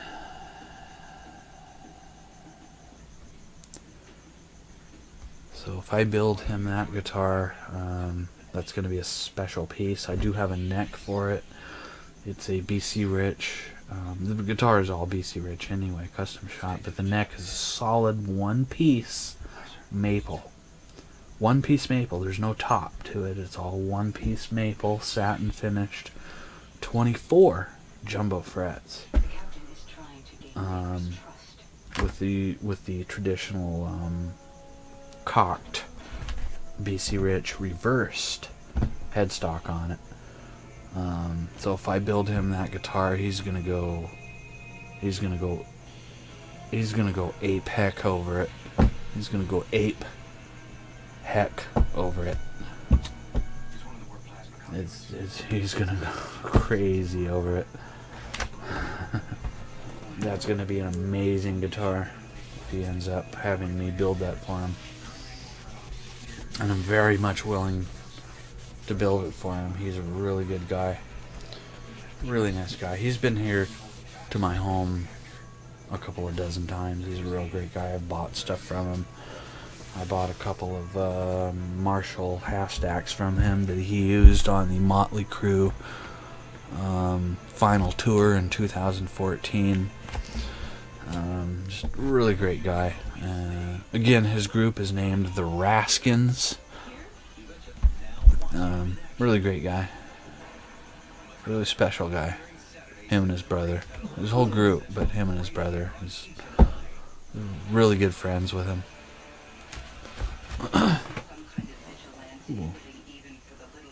Ooh, H&I is starting to bring back some of these great old shows like The Pretender and MacGyver. I love those shows. Well, here's a cool tool. I can't show you because I'll get a copyright strike, but it's a really cool tool. It's called Tiger Wrench. You can hear the description here.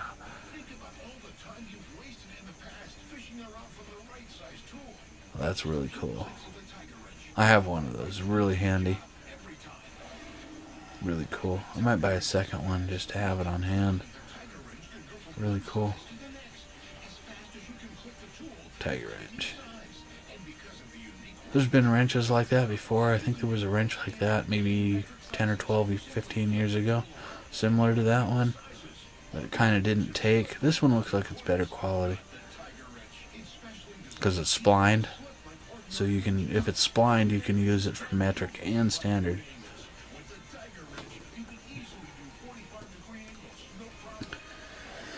I'm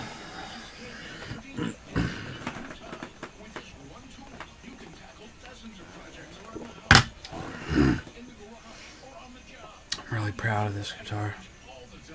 Oh, the side markers on the guitar are also mother of pearl. I kind of really do wish I put a little bit fancier inlays. At the very least, I should have gone diamond on the inlays. But yeah, I always say that, don't I? Hindsight's 20/20. So like, I should have done this. I could have done that. But again, I wasn't trying to go too flashy with this guitar. I was just trying to go nice, with a little bling, but not over the top. So I'm still happy with it.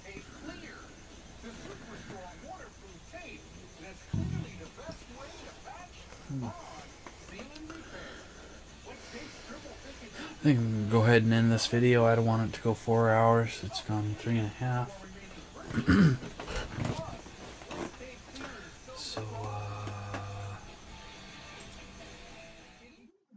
So I'm going to go ahead and end this video.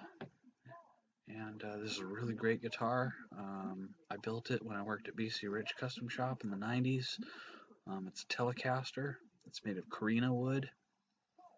The neck is solid maple with ebony solid fretboard, 22 stainless steel frets, Wilkinson bridge, 24 karat gold plated hardware.